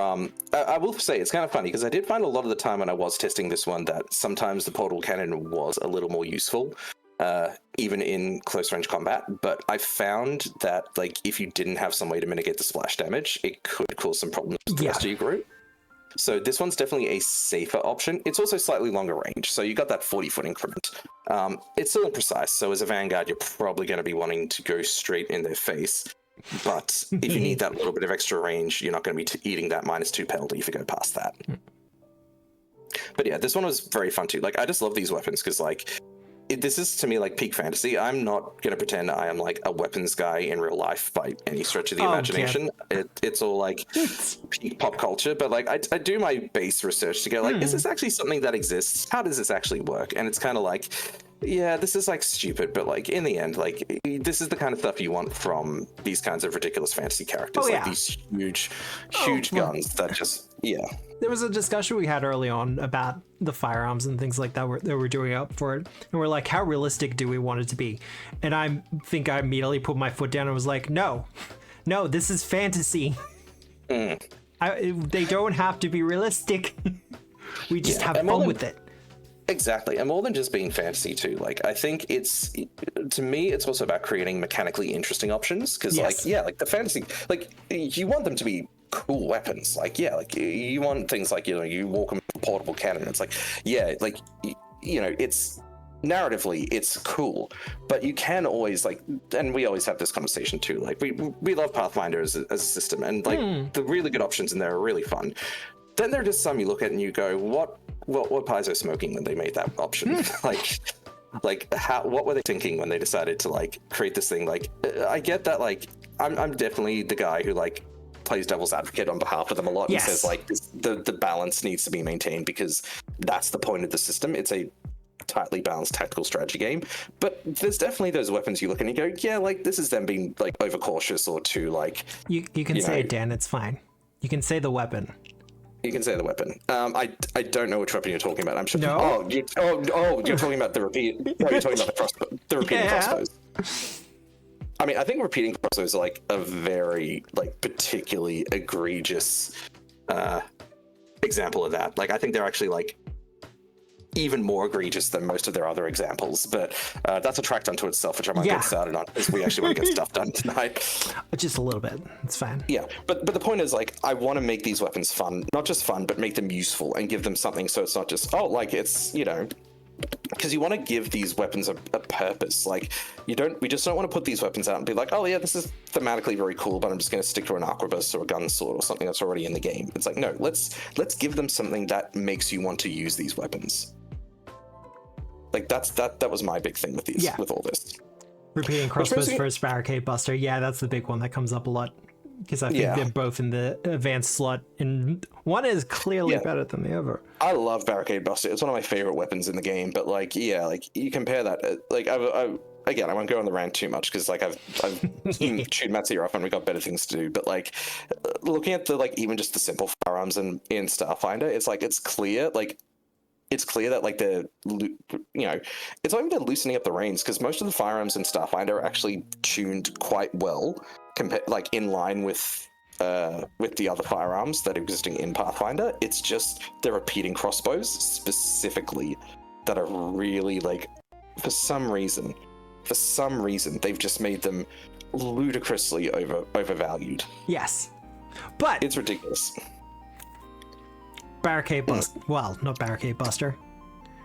Yeah, well, yeah, let's go back to Ange. So, one of the,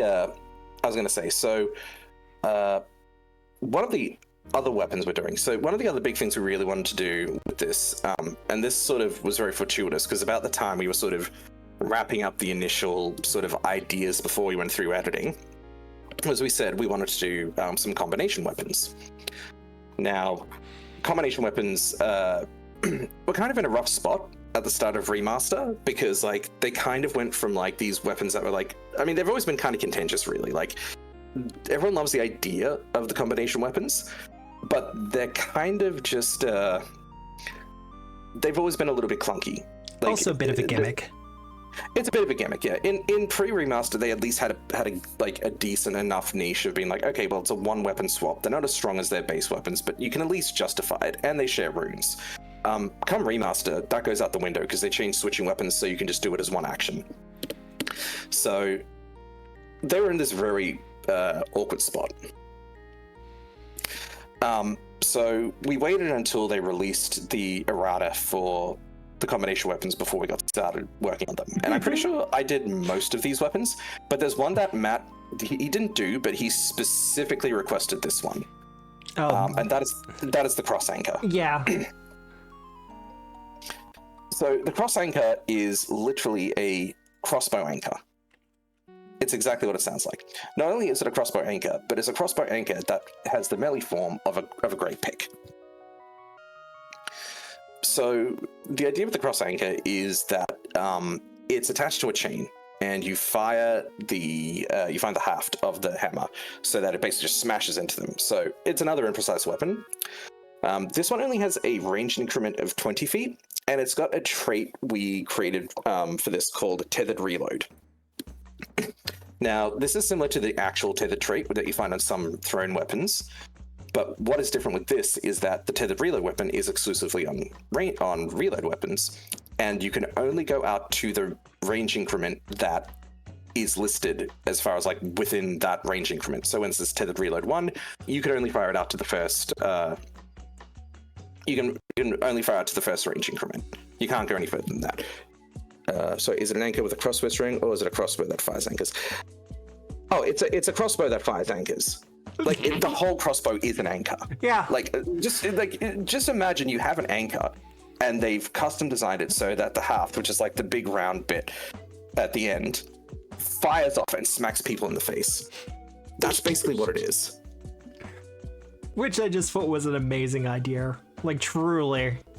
Yeah, like Matt came to, like, I'm pretty sure that was the only thing he came to me about. It's like, can you do this? And I'm like, Yeah. yes, I will do this. And so yeah, like so the melee form's fairly bog standard. It's a generic pick. It's a generic great pick. Reduced die size, only D8 instead of D10, but it's still got D12 fatal, which is pretty good. But the ranged form, it's D10 it's D10 imprecise, but it has ranged trip, which means you can fire it at a -2 penalty to your normal athletics check, and you can basically trip up to the range increment. Which I've always loved. Yeah, it's the thing I love about this is like it's the perfect like weapon for a character that wants to play like you want to play like a big burly damage character, but then it's like okay, but like now I just want to like now you want to trip something, but like for some reason you want to stay safe, or you just want to hit an enemy that's you know you can't close the distance on for whatever reason. Just switch forms and range trip. Like again, this is the sort of thing I was like trying to really do with these weapons. Like I wasn't just being like, oh yeah, like let's just think of a cool weapon and run with it. It's like, okay, but what is the practical purpose of this weapon as a tactical choice? Like in this game that's heavily focused on tactics. So Cross Anchor is again one of my favorites just because flavorfully it's amazing, but also like I think it's something that a lot of characters can actually get value out of. Yeah. One of the things, because I came to you with it while I was running Hoist the Colors, and Jill specifically had a character that used an anchor, but mechanically was a great pick, so it was like ranged weapon. But one of the things I really wanted when you started writing it up and you finished up the design for it, I was kind of like, so if someone's swinging onto your boat, like on a rope, you fire like the ranged trip and they go immediately in the water. Yeah. Yeah, well, Widow's in our chat, and he just said, like, yeah, good for bringing down flyers too. Yeah, absolutely. That's a good example. And again, evokes that flavor very nicely. But yeah, so that's probably one of my other favorite designs we came up with, and that was Matt's pitch, but I helped do the mechanical side of it. Now, however, so we did. Things like that are pretty cool, but one of the things I really wanted to do was to lean into doing other cool things with combination weapons. Because again, combination weapons in their own, like it's a flavorful idea, but you don't get many fun things to do with them. Like again, it's kind of a weird sort of it's sort of a weird design, because on one hand, like they have this really cool aesthetic and this really cool niche, and you can imagine all these things you could do with them, but mechanically it's very much just two weapons slapped together.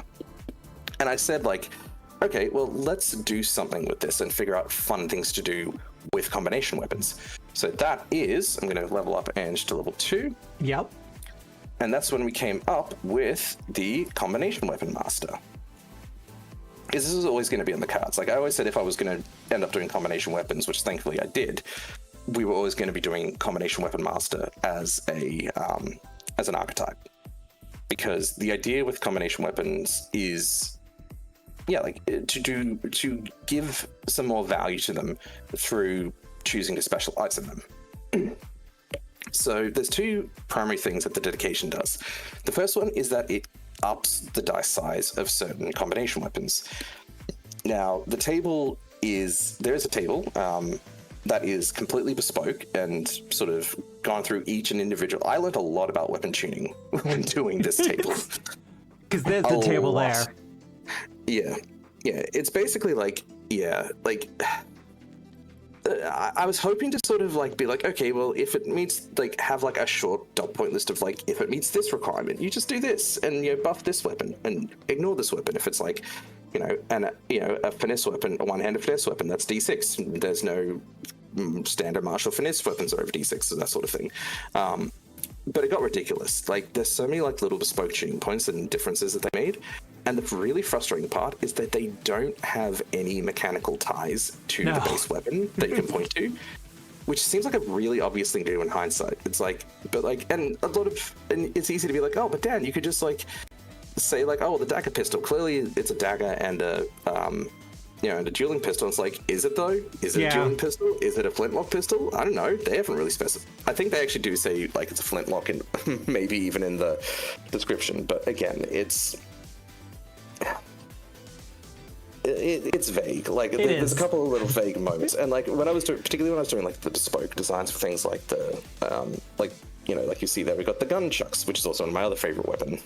I want to say Gianni came up with that as a concept. Was it Gianni? It might have been. That? And then I was like, I'm keeping that one for combination weapons eventually.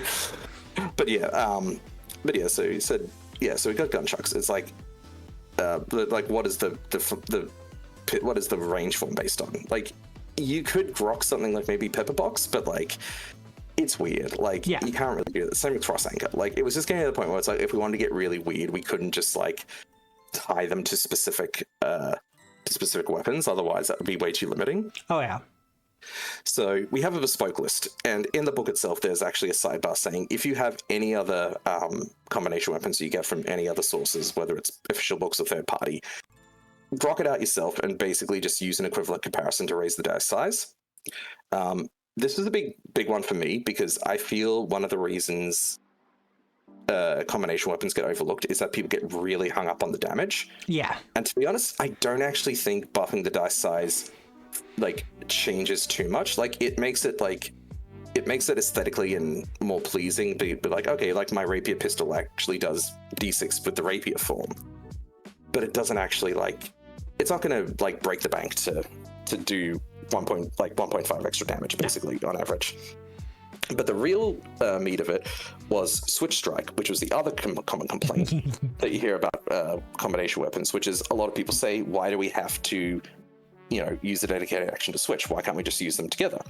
I remember I did a really long Blue Sky thread about this a couple of months ago when we did the playtest, and it was basically like, the long and short of it is basically that the actual power budget of a weapon that is both simultaneously melee and range at the same time with no cost is a lot more it's a lot more powerful than people give it credit for. Absolutely, especially with some of the subclasses. The Drifter subclass for Gunslinger, for instance. Absolutely, especially with the changes in Guns and Gears where combination weapons now scale melee forms with firearm expertise, firearm proficiency. So so basically we have one of two choices. If we wanted to do it so that you just didn't have to switch forms, we basically wouldn't have been able to buff the damage size. So I decided to be like, we'll do switch strike instead. And this is a good compromise. So basically, it's just quite literally, you make a weapon strike with your current form and then change, or you change and then make a strike with your new form. It's one or the other. Yeah. And it helps with the flow. Yeah, exactly. I want Ninzard said the combination weapons in Monster Hunter all have the attacks that switch modes as part of it too, so it makes sense. And we wanted to keep that fluidity amongst it. And I will point out that the combination weapon master dedication doesn't require you to be a gunslinger. It doesn't. No, it's not a gun. And that was one of the big things too. I really wanted it to be like, in fact, again, like this is one of those things that just didn't. This is one of those things that like wasn't on our radar because like that change with Guns and Gears Remastered didn't come out till way after we designed this. Yeah. It was just a happy accident. I was even like, maybe this might be a little overtuned on Gunslinger now, but I don't actually think it will be. Like, no. I think it's fine. Like, I think it's still going to be.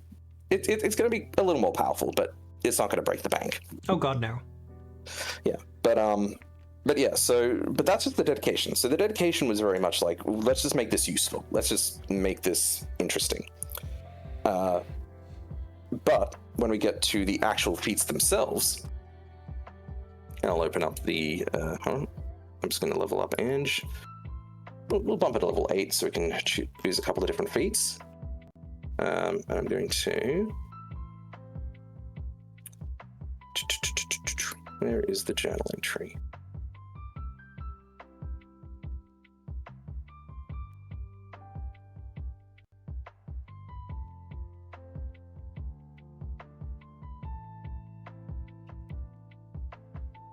Also, chat, I will say the whole thing of going for each of these journal entries and clicking and dragging the items into each name just to make this a little bit cleaner and easier to use.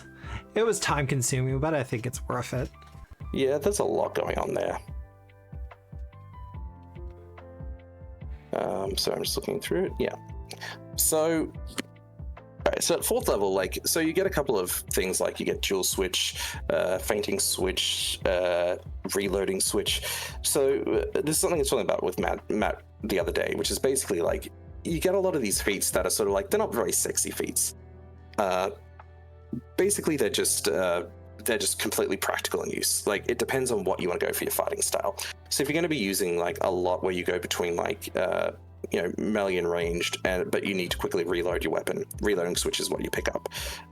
Things like if you're going to do dual wield, you can use dual switch to just change both weapon forms at once.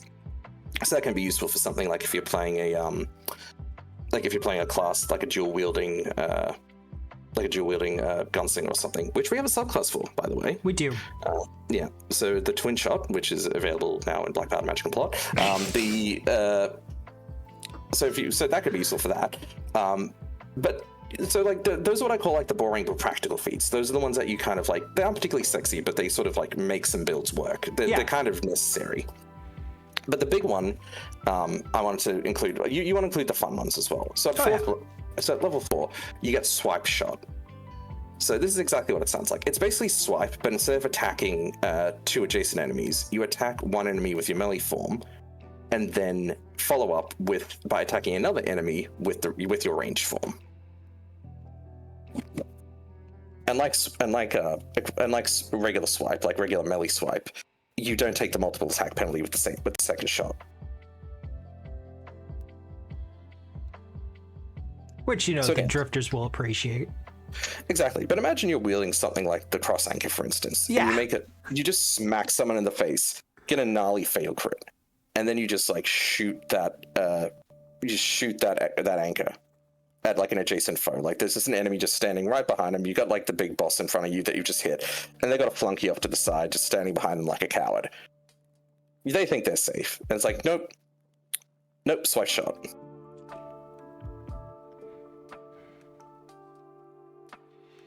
Oh, you're the one who does the Team Plus Foundry modules. Oh. I haven't had a chance to look at them. I will be honest. I actually they're very good. I use them. I love the I'm a big fan of the what's it? Oh god, I've forgotten it. It's the Martial variant for the Summoner. Yeah. In Summoners Plus, I really like that, and the Monastic Fusilia in Archetypes Plus, which is basically like the monk archetype version of Bullet Dancer. Magic Plus has proven to be difficult. Yeah, no, I can imagine. I've seen some of the things in there. Yeah, we had a look at Magic Plus the other day. We were just talking yesterday about it. There's some good stuff in there. Definitely addressing some things that a lot of people have said about the magic system. Let's go down that rabbit hole, the better, though. Yes. So, swipe shot. Yep. Yeah, so got snapshot. So again, like you get the boring practical feats. You get things like combination weapon training, like advanced combination weapon training. Oh, excuse me. At level 6, and in fact, I'm going to pick that up because I'm going to show you one of my other favorite weapons, which is one of the advanced weapons that we have for one of the advanced combination weapons we have, which is the Meteor Hammer. So the Meteor Hammer is basically a combination of the not Meteor Hammer, the Meteor Cannon. Sorry, there we go. I was saying, yeah, Meteor Cannon. So as the name implies, the Meteor Cannon is a combination of the Meteor Hammer, which is one of my favorite weapons in the game, and the Portable Cannon, which, as I said before, is one of my favorite weapons I designed. So it's exactly what it sounds like. The melee form is a Meteor Hammer, and the range form is basically akin to a Portable Cannon, slightly less, even lower range increment in 20 feet, and it's only got scatter 5, but otherwise it's still got kickback and imprecise. It should have imprecise, I just noticed that it doesn't have it there. I don't know if we've got that in the module too, so we might need to include that. Yeah, that's all good. But Look, yeah. I will be the first to admit I'm more writer and designer rather than programmer, and I did this over the course of a week, like the entire book. Yeah, I'm very proud of Matt because he is not as much of an IT guy as I am, so like he's not used to data entry. But like also just the fact that like I've been doing the Path Builder module, and as much as I love Path Builder, the third-party support for Path Builder is incredibly bare bones. Like incredibly. So I'm sitting there watching him Matt be like, I'm really struggling with this Foundry module, and I'm just kind of like, oh wow, Foundry module. I bet you're so your life is so hard, Matt. Is a magic item called the Dan Hammer? No, but there is going to be one now. We will find an excuse for the Dan Hammer.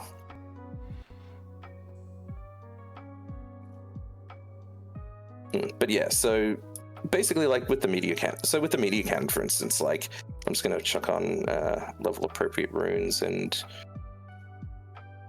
so if you want to do like, you know,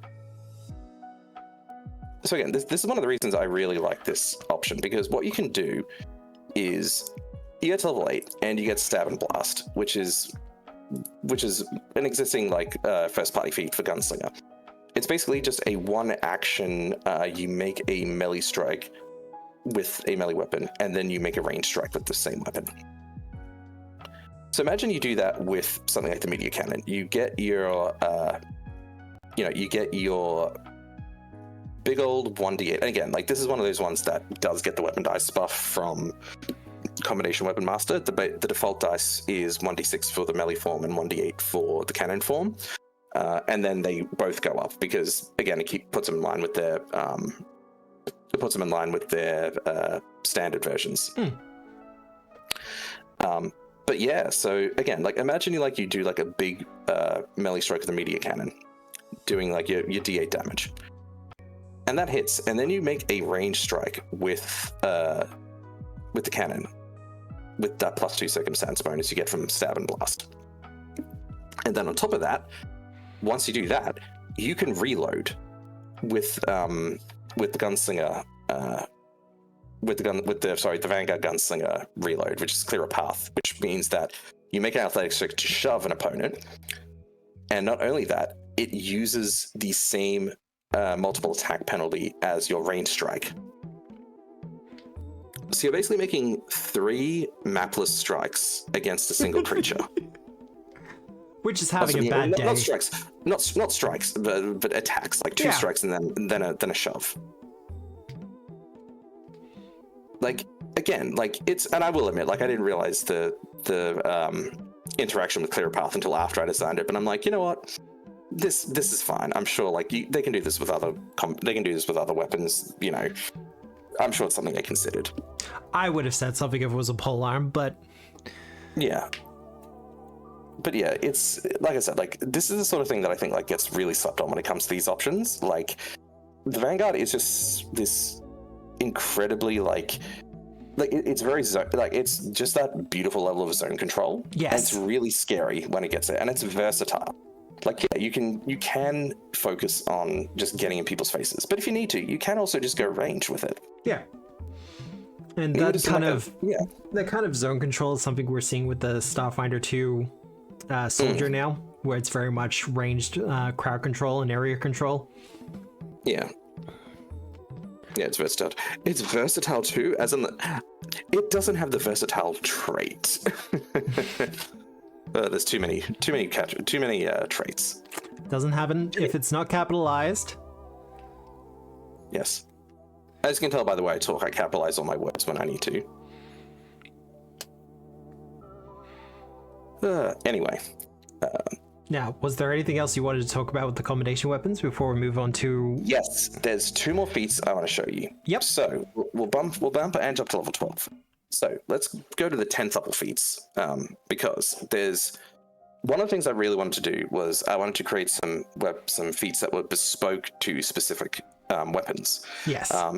Not go ham with them, but just as a treat, just like something that can be like, okay, so go up, Matt, to level 10.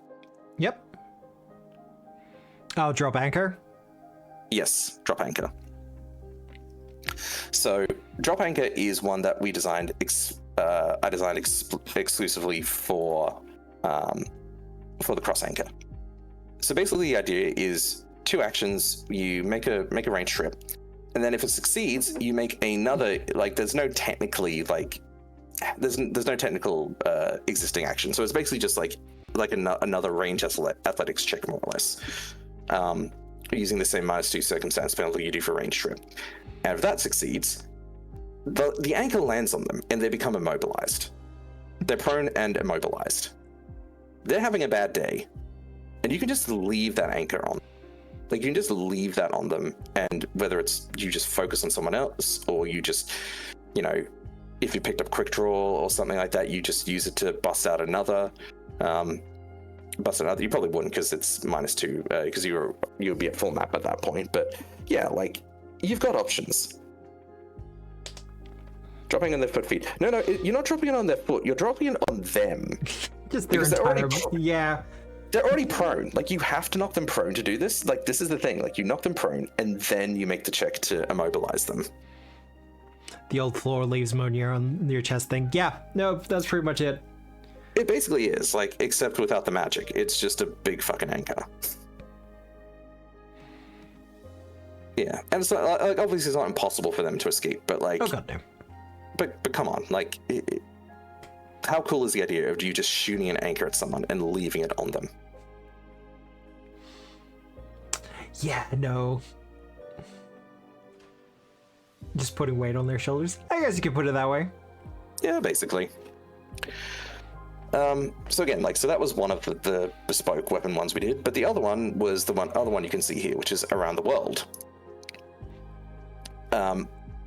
So this one you need the meteor cannon for. Or alternatively, there is another feat you can pick up with the subclass called Returning Wrecker. So if you have a Wrecker, which is a dwarven advanced combination weapon, usually it functions like a sling, so you throw the ranged component and you have to go retrieve it. With Returning Wrecker, you can just give it tethered reload so that you just throw it and it can reload it instantly. And you can use it with this feat.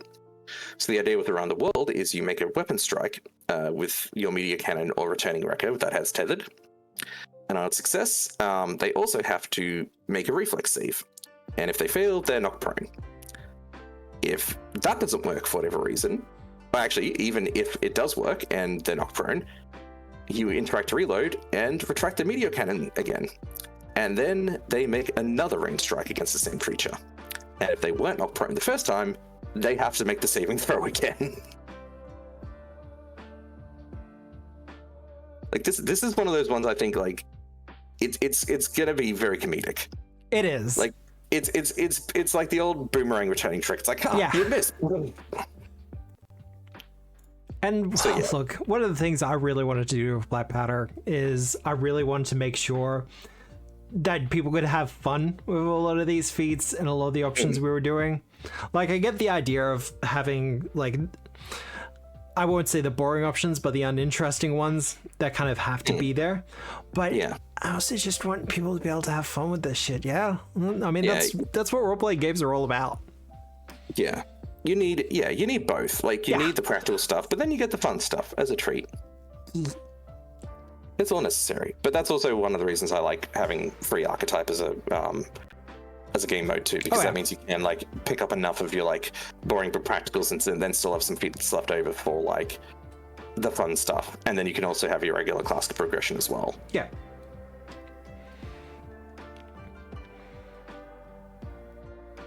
But yeah, so that's basically it. So I hope that gives you, like, a good idea of, like, both the kinds of weapons that we were going for, but also, like, you know, the combination weapon master is one of the things I'm most proud of in this book, just because I think it really, like, does something fun with a weapon that is so flavorful, but, like, a lot of people think is, like, a little bit, like, undercooked as far as the base game goes.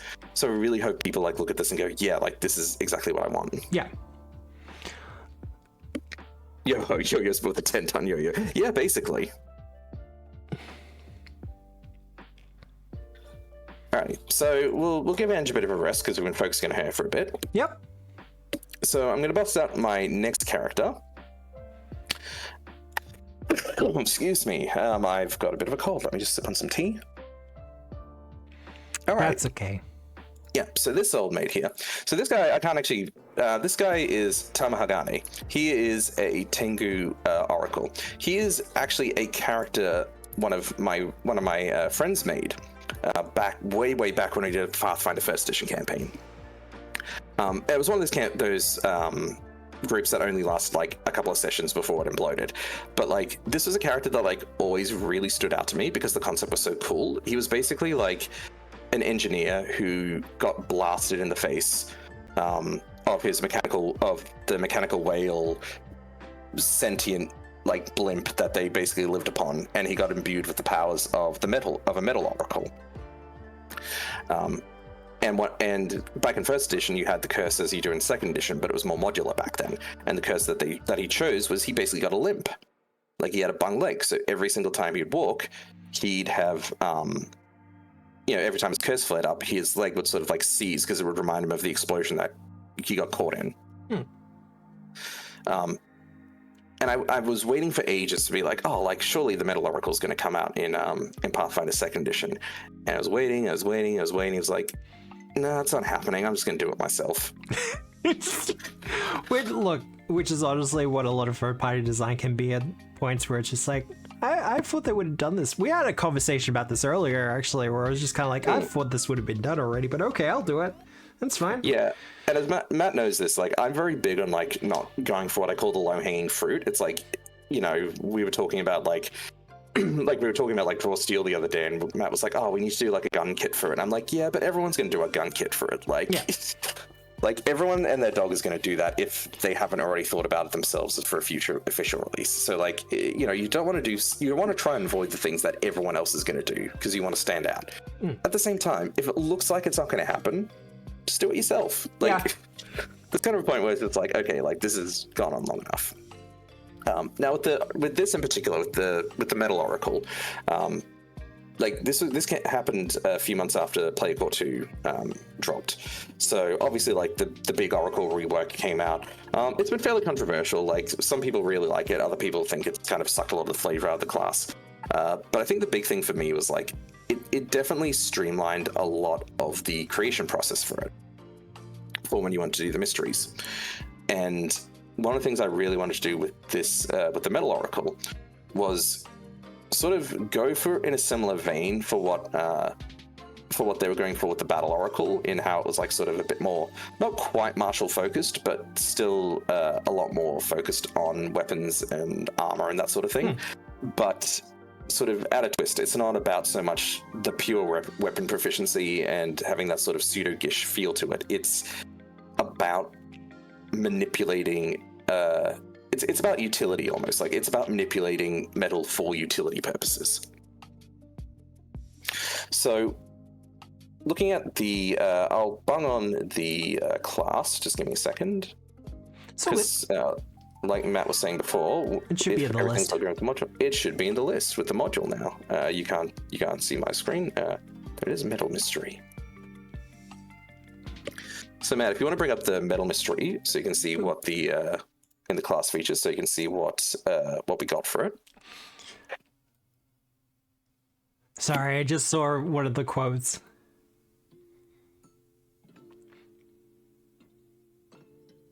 Oh yeah, that one.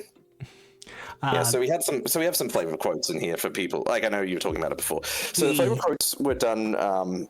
Some of them were done by me. Others were done by Simon, who was writing for us for a little while before he had to unfortunately step away. Sort of take a step away for a bit. But I think this is one of his. Yes, it is. He did these very elaborate, almost storytelling vignette type things, which I've sort of like. There's like no official setting, but I'm sort of taking notes for like when we want to do like the official like iconic art and things like that. I am considering a gazetteer. I am definitely considering one. Yeah, exactly. So like the point wasn't to sell a setting book with it, but like there's some cool flavor here that like evokes some ideas. So you'll see like you got the grand spells, you got the classics, you got obviously some very easy ones to go for when it comes to the Metal Oracle. You got needle darts. one of the most popular cantrips in the game as a range of elements. Shield on arm, which again like gives you a nice shield bonus. Magnetic acceleration, which is one of my favorites. I just love, again, it's just one of those ones that's just very evocative. Just really nice. And then Wall of Metal, again, like it does exactly what it says on the tin. It's like Wall of Stone on steroids. But the big ones are the Curse of Burn Some Iron, which you can see there. So borrowing from the concept, and again, like this is very heavily based on that idea of Tama as a character. But also just like I thought it was one of the reasons I liked it because it suited the idea of a metal oracle so well, like that idea of you just get heavy, so it slows you down. So every step of Cursebound you have, you reduce your speed by 5 feet. At Cursebound 3, you lose the ability to step, and at Cursebound 4, you take 2 actions to stand up from prone, which is very debilitating, I know. Like, I know there's going to be a lot of people looking at that going, ooh, that's a little nasty, but look, the Cursebound 4s are supposed to be quite potent, so yeah, but I think, well, let's be real too, a lot of people aren't going to get to the Cursebound 4 is really an issue, but... Oh, you'd be surprised. I've seen some Oracle players who are just like, yeah, no, I go for Cursebound 4 as soon as I possibly can. Just speed run it. Yeah. Oh, but I was going to say, but you can't actually get Cursebound 4 to, like, high level, I think, because it's, like, level 11 is Cursebound 3 and level 17, I want to say, for Cursebound 4. So, but yeah, I know what you mean. But the great thing about Cursebound... Sorry, hold on a sec. Yeah, Bubby is crying. But yeah, so Curse of Burn Some Iron. So yeah, basically the idea is that it does slow you down, but again, it's kind of evocative for what we're going for. But the other big ones we want to focus on are the focus spells. So you get at level 1. You get the Metal Chain focus spell. So, Metal Chain is basically, so this one was, again, this was one that original character concept had, but, like, again, it was a very evocative, I can't remember what they were called. Were they mysteries in first edition? The one, like, the abilities you got from them? I'm pretty sure they were mysteries. Yeah, the mysteries I got in the first book edition. behind me. I could check. It's fine. Yeah. It's fine. It's all a blur. But the long and short is basically like it was like metal scarf or something like that. Yeah. I think it was. Basically, you've got the ability to create like a scarf of iron that you would use to trip foes. So that's kind of what this is based on. So the idea here is that you can use it to either deal physical damage, or you can use it to grapple or trip a foe. Now, this one I will admit was a little bit hard to tune around because the comparison I was keeping in mind here was Battle Oracle, because Battle Oracle was probably the most controversial change out of all the Oracle subclasses. And as much as I actually quite like the new Battle Oracle's sort of redesign, as far as like I like the idea of it being more sort of about casting spells that are about weapons and summoning warrior spirits rather than just being a sort of a warrior gish itself. Yeah. But the focus spell is garbage. Like, it's really bad.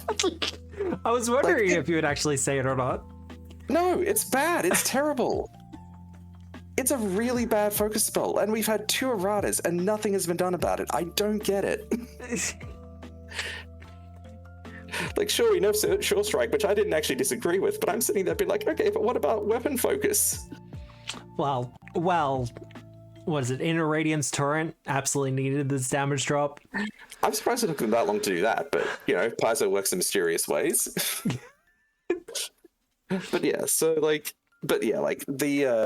it was hard because, like, I didn't want to just be like, oh, well, this is just weapon focus, but better. So it's like, I explicitly had to make it, like, function more like a spell than, like, just a melee weapon. I think we've done that. Like, I think it's, like, a fairly, I think it's a fairly, well-rounded level 1 focus spell. It does require sustaining to work. But it made it so like when you sustain, you get to make 1 free attack.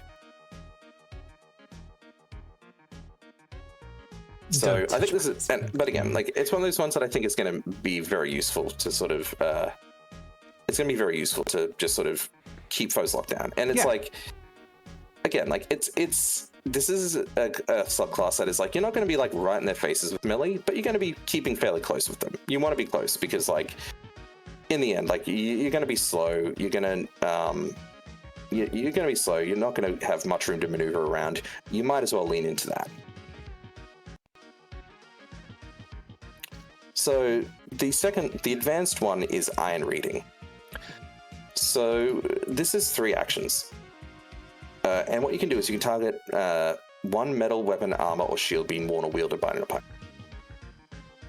And for each extra action you use casting the spell, you can target 1 extra piece of equipment.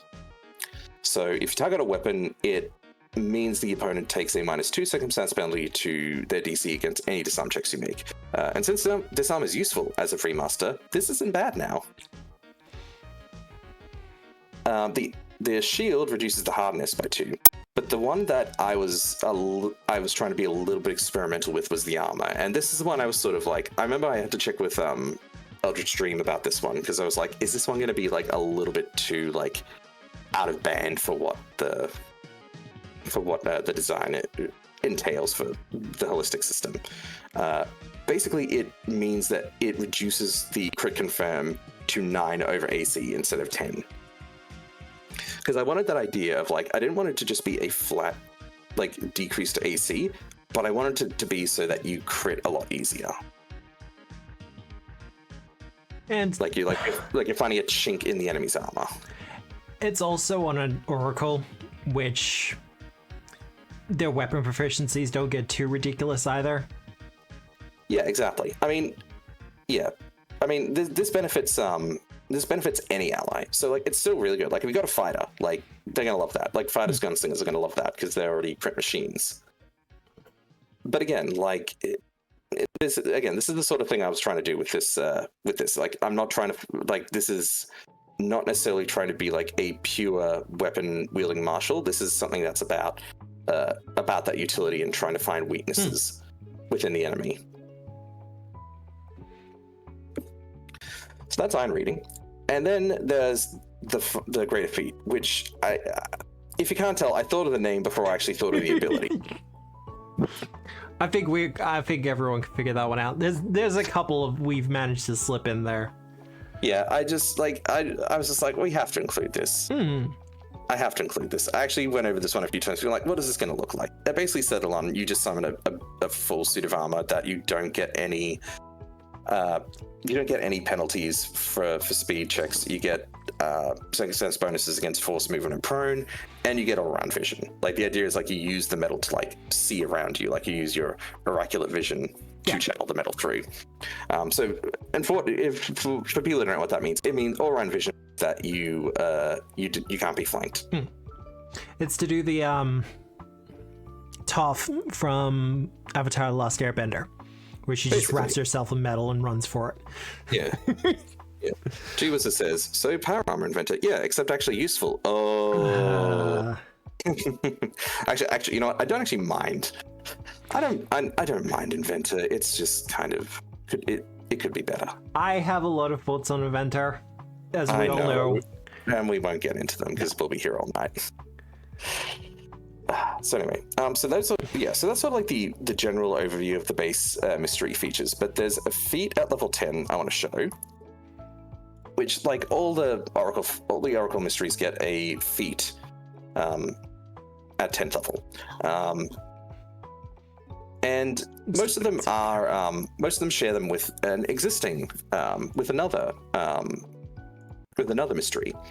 So I decided to make this one shared with the Battle Oracle.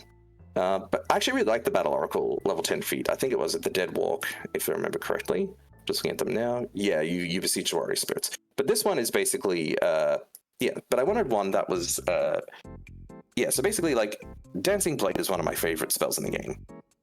And I wanted an excuse to use it again. Basically.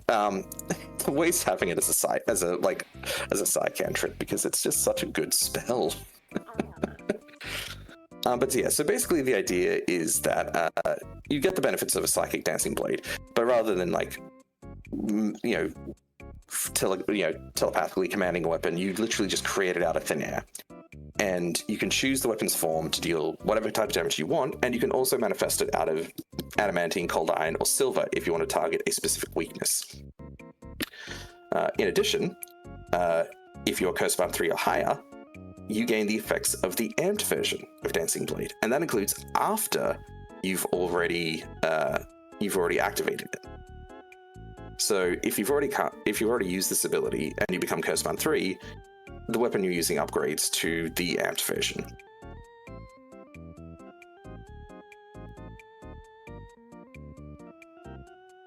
But yeah, so like I said, this one's a bit more offensive focused than the other ones. But and like I said, I give it to the Battle Oracle too, because I thought it was like, it needs a bit of a bone, but also like it thematically I think suits really well with it. Yeah.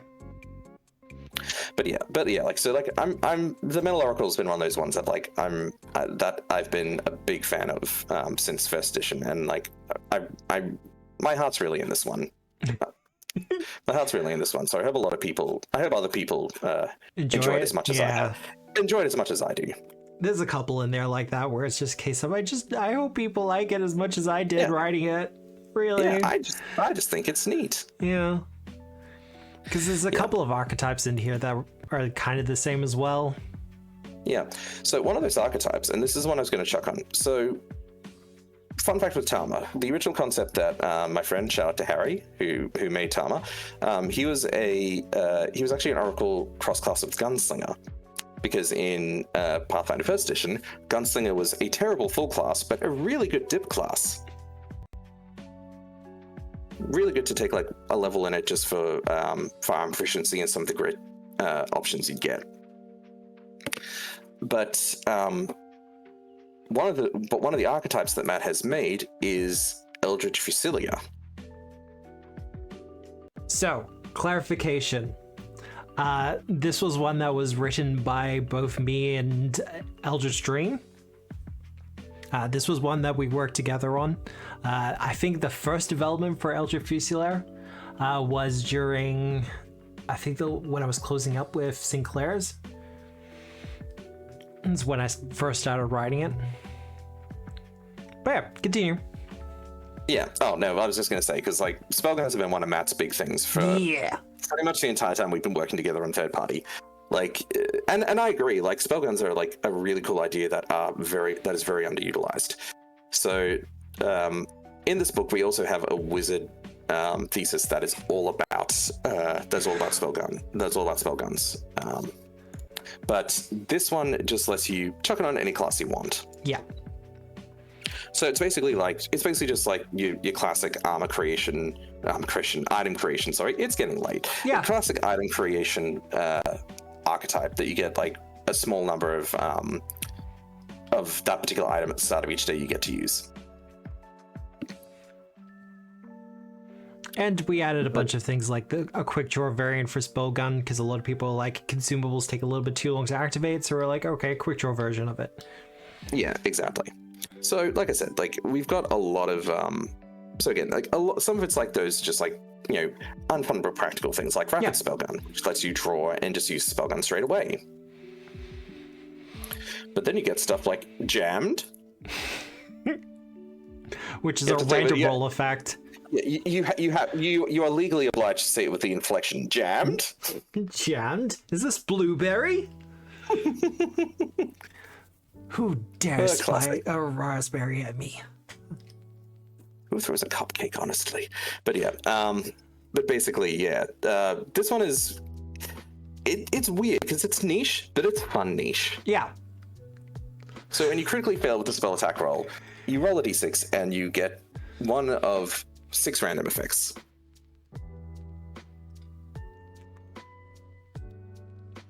And you can see.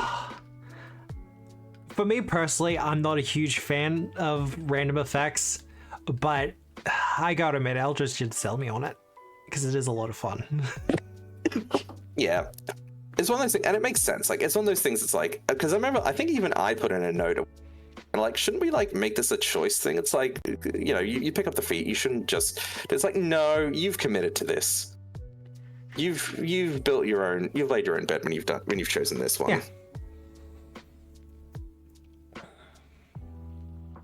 But it has jammed, and there's a one further down that allows you to do it. Yeah, no whammies. You can re-roll. Yeah. So you may choose to remove one or more selected creatures being affected. But yeah, and then of course you got your basic like spellgun aficionado, lets you make more, and persistent spellguns, which again is just a practical feat that just gives you a chance to keep your spellgun for one extra activation.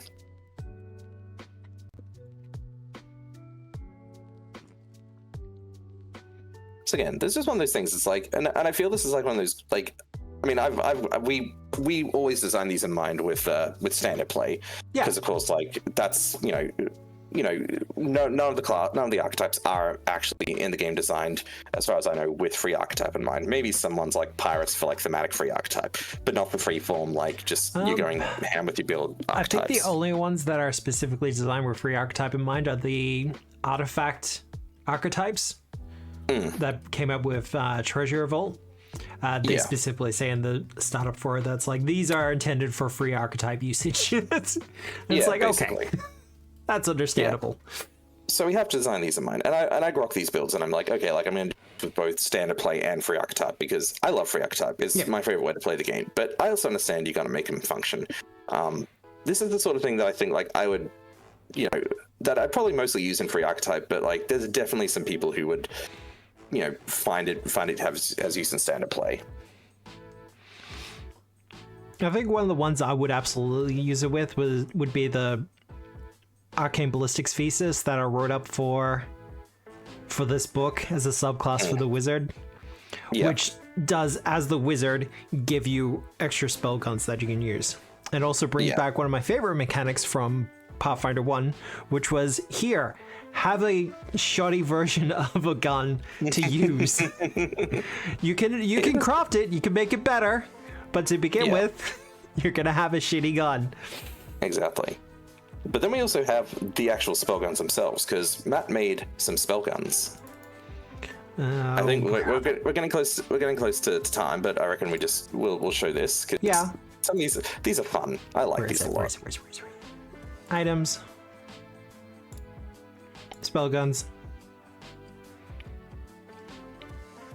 Is there a particular one you wanted to show off? Because we have the Fayfo, the Reflective, the Surprise spell gun, the Boom gun, the Ticker, the Tracer, the Yonker. My favorite of yours is the Surprise. Is the Surprise?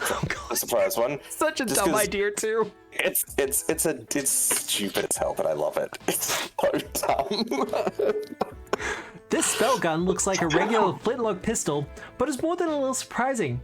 You activate the spell gun by aiming it at one creature and making your choice of a spell attack roll or a firearm attack roll against the target's AC. This causes the spell gun to fly from your hand towards the target. This spell gun has a range of 30 feet and treats the creature as off guard. It's so dumb. Like, you can just imagine it. I don't know why, but I'm imagining something like out of. Did you ever watch like the Astaf movies back in the day? Yeah. I'm just imagining something like that. The inverse Darth Vader gun grab. Well, it's so I've been a big fan of the Borderlands series, and some of the nutty ideas they've had for the guns in those games have been absolute perfection, and I've always felt that spell guns were like the perfect avenue to kind of mess around with some of those ideas. And yeah, Surprise spell gun was one of those, because there's a weapon, I can't remember which one it is, that when you reload it you just throw the gun at the person. Like the empty gun at them. I think I know which one you're talking about, because I wasn't a big Borderlands person, but I'm pretty sure I know the gun you're talking about. But yeah, I've added a bunch of spell guns in. Some of these were written by Eldritch Dream. Again, he did a lot of really great work on this. He did. I did do one, which was the Reflective spell gun. Yep. So that one is basically just, when you hold it by itself, it doesn't do anything. But when you hold another spell gun in your other hand, the reflective spell gun copies the properties of that spell gun. So basically, like, you could just have like, and like, I intentionally designed that with the idea that like, if you do something like Eldritch Fusilia, like, you could just literally like have one of each spell gun, and then just like have a bunch of reflective spell guns. So you can always have like, you know, so you have like just an extra one you can use to do whatever you need to throughout the day. And it does like eat up a bit of action economy and some hand economy doing it, but like, again, like, that's kind of the trade-off you have for something like this, because otherwise you just have a ton of reflective spell guns. Now, was there any others you wanted to talk about quickly? Because I want to grab at least 2 of the spells before we finish. I would say you grab good? those spells. All right. Yeah. So there are 2 spells, technically 3 spells, but 2 in particular. The first one, of course, is finger guns. This is again, I'm pretty sure I lifted the notes like, really? Really? Pointing at your intended target like your hand is a gun, you make a sarcastic bang sound. Make a spell attack roll against a single creature. On a hit, the creature takes 2d6 piercing damage with a concussive trait. On a critical hit, they take double damage. If you spend 2 actions when casting the spell, you can fire it up to 2 different targets. Literally, the idea being just you put your hands up and go bang, bang, and it does damage. Yeah. Now, the thing to note with this one is the subtle trait. A spell with the subtle trait can be cast without incantations and doesn't have obvious manifestations. Yeah. You can literally commit murder and people just think you're like, hey. Yeah, just cast the spell and be like, oh no, what did I do? And the other one, Blackpowder Beast or Son of the Guillotine? Oh, I like the Blackpowder Beast personally. The Blackpowder Beast? Yeah. In order to give the proper context for it, though, I do have to read out the little thing for it. We thought it some demon of shadow, so we set it to the flame. Torches, alchemist fire, even the local wizard got in on it with a fireball. We are wrong, though. The fire made it explode and the air was filled with the smell of gunpowder. From the smoke it stepped out, a living embodiment of all that violence. The Blackpowder Beast. So, I like incarnate spells. I like them. I like them so goddamn much, and I want more of them. Yeah, they need to be more incarnate spells. They're definitely underutilized. They're so good, they're so thematic, and the 2 that I wrote up was the Blackpowder Beast and the Son of the Guillotine. The Blackpowder Beast, upon arrival, coats the area in gunpowder. All creatures in a 30-foot emanation must make a fortitude save. On a success, you're pulled 5 feet closer to the center of the emanation. Failure, it's 10 feet, and you become dazzled and gain weakness to fire. And on a critical failure, it's 15 foot, you become blinded, and the weakness gained is twice the rank of the spell. Now, that's the setup for it. For the departure, the claws of flint and fire. The Blackpowder Beast strikes its claws against creature and ground alike, kicking up sparks, igniting in a massive explosion, dealing 4d8 slashing and 4d8 fire damage with a basic reflex save to all creatures within a 10-foot emanation. Creatures that critically fail to save are also knocked prone with the explosion. Just like, yes, it's pretty metal. Like, I have to ask, because like these 2 were your babies, Blackpowder Beast and Son of the Guillotine. Were they inspired by anything in particular, or was it just like it's like just the, you know, it's evocative, it gets the people going? Pretty much just evocative. Like the Blackpowder Beast was kind of this idea of if a concept is used enough, it eventually gains its own sentience, especially in like magical worlds and stuff like that. Yeah, so it's like a teleport. If enough people are like obsessed with black powder and gunpowder and explosions and things like that, eventually the feelings and the emotions around that will eventually create a creature. Eventually, I would like to do do up the proper stat block for it, but I might leave that to the expert to do that one. And the son of the guillotine was also one of just that whole idea of a concept made flesh. And that's just walking around with a giant guillotine to punish evildoers and the unjust. Yeah, it's a I definitely like those ideas of like those concepts of like exploring that. It often gets explored with gods, I think, or godlike beings in these settings, but like just the idea of creating beings through belief, like that's a very again, it's a very fantasy concept. Yeah. I will also point out for Foundry users in particular, I did do 2 variants of the spell in one. So one for their arrival, one for the departure. So it's all built into the same thing. Because with some of the incarnate spells, I don't know if they've changed that, but it was very much all in the single entry, and it could get very confusing for people. So I've just kind of separated them out.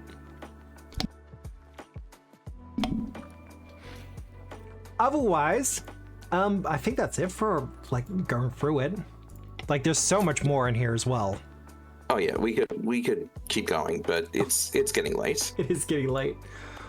Yeah. But I mean to leave some content for you guys to purchase the book and see for yourselves. Yeah. On Patreon and Drive Through RPG. I will drop the link thing. There we go. Yeah. But I do have a special surprise for everyone. I've been talking to our artist who has been doing some work for us over at Seven Realm Games and a couple of other things. And they're also doing the cover art for Blackpowder Magic and Plot, because we do want a cover art for it. It's just, we're running on a shoestring budget. Most of us are doing this gratis. Yeah, we don't have that sweet Sinclair's money anymore, so like we have to like we have to beg and beg and plead people. Sorry? That I mean that is also a cool art, but yeah. There it is. Oh yeah, the disc art, yeah, it's very cool.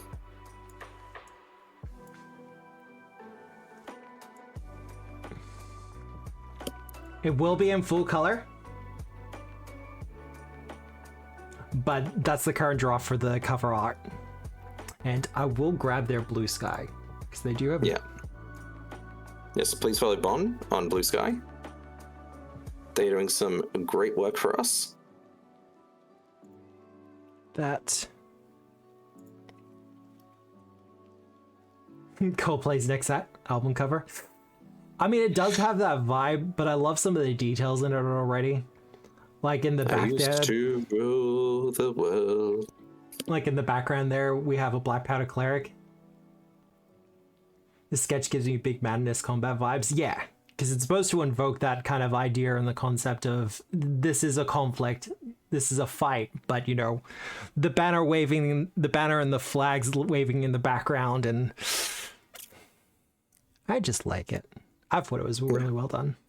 A bunch of amazing job on it. Yeah, no, it's very good. We have an entire if this reminds me, I have an entire list of iconics I need to sort of finish doing that we wanna get done. But Bon is also taking some initiative and just doing some designs of their own, and just they've got some good stuff coming. Yeah, I didn't ask for this background. When I kind of commissioned it. It was just the central figure there. I was kind of expecting, and they were like, "No, I'm gonna do the entire background as well." It's like, oh, okay. It's sure, why not? But with all that said, thank you everyone for joining us. As for extra help with the module, I am talking to Aklathos some point in the next 24 hours or something like that, because he wants to go over the module as well. He just didn't have the chance to, that's all. And as people no doubt know, there is a lot of just data entry work that goes into making a module for a book like this. So just to help him out, I did as much as the groundwork as possible for him, and he's going to go over it and see what I can do to kind of fix up things. But I will pass on your messages, Mr. Val, I guess. Vals? Yeah, and I have been slowly getting through the Path Builder module. It's actually a lot further along than I realized. I was looking at it the other day, and I was like, oh yeah, the groundwork's already done. Yeah. But yeah, just need to polish it off, finish like a lot of the sub entries and things like that. Work in progress. Yeah, and there are some things like, because like I said, the custom tools for it are nowhere near as robust as it is for Foundry. So there's a lot of it is just going to be like, it's just going to be like the feeds without any automation. And some of the things are just completely broken at the moment. Like it can't do custom Oracle, things like that. Yeah. Just because they haven't been updated for a remaster yet. But yeah, like I'm planning on getting that done within a good time frame, and that will be available to patrons as well. People who, well, not patrons, people on the Patreon and drive through who purchased the book. Yeah, it's included. The drive-through update went through earlier today, along with if you did support the playtest, you will receive an email in your inbox or your spam folder from Drive-Through RPG with the discount code as promised. I didn't want to push it out until we had the module at least ready for people as well, because that was promised in the beginning, and I wanted to fulfill that promise at the very least. So there is a zip there. It is currently manual installed for the module. We will be switching it over to a GitHub thing, so it'll just automatically update whenever we push an update out for it. But sorry if I mispronounced your name. Ask any of my players. I'm terrible at pronunciations, especially doing it from sight.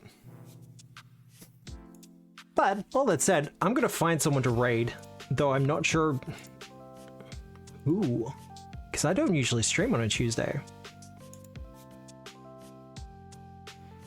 Yes, and I'm going to go. I think my daughter is restless, so I should probably go check and make sure my partner is okay, helping look after her. No, that's all good. Thank you for joining us, though, Dan. Oh, thank you. It's good to get back on the saddle with all this stuff, but there is more to come. Oh, yeah, there was a little piece of content I was hoping to show off tonight, but we may save another time. Yeah, I think we will. And Yeah, there's the module on the Patreon as well, which has a bunch of things. Yes, please support the Patreon at Tabletop Obscura, and of course, if you like the content, tell your friends who play Pathfinder as well. Word of mouth is really important in this industry. Yeah. Order God. Yeah, it is exclusively, we are not doing any other systems with this module at the moment, so we aren't planning on doing anything like a 5e. So like it's all exclusively Pathfinder. So so yeah, let your Pathfinder playing friends know, so you can support some good quality third party. But yeah, well, I'm looking at who's available on a Tuesday, and it's looking like Dash Ducks. So Dan, I will say goodnight. Yes, good night, everyone. I hope you had a good time, and if you have any questions, reach out to us and let us know. But for everyone else who is still here, we're going to be raiding into the Dash Ducks because I can't find someone else at the moment, and I kind of I think I need sleep more than anything else, but that's fine. I do like the Dash Ducks, though. Nice chill way to end an evening. But thank you all for joining us tonight. I hope you have a good day, a good night, a good week, no matter where you are in the world. And remember, as always, we're the storytellers. Good night, everyone.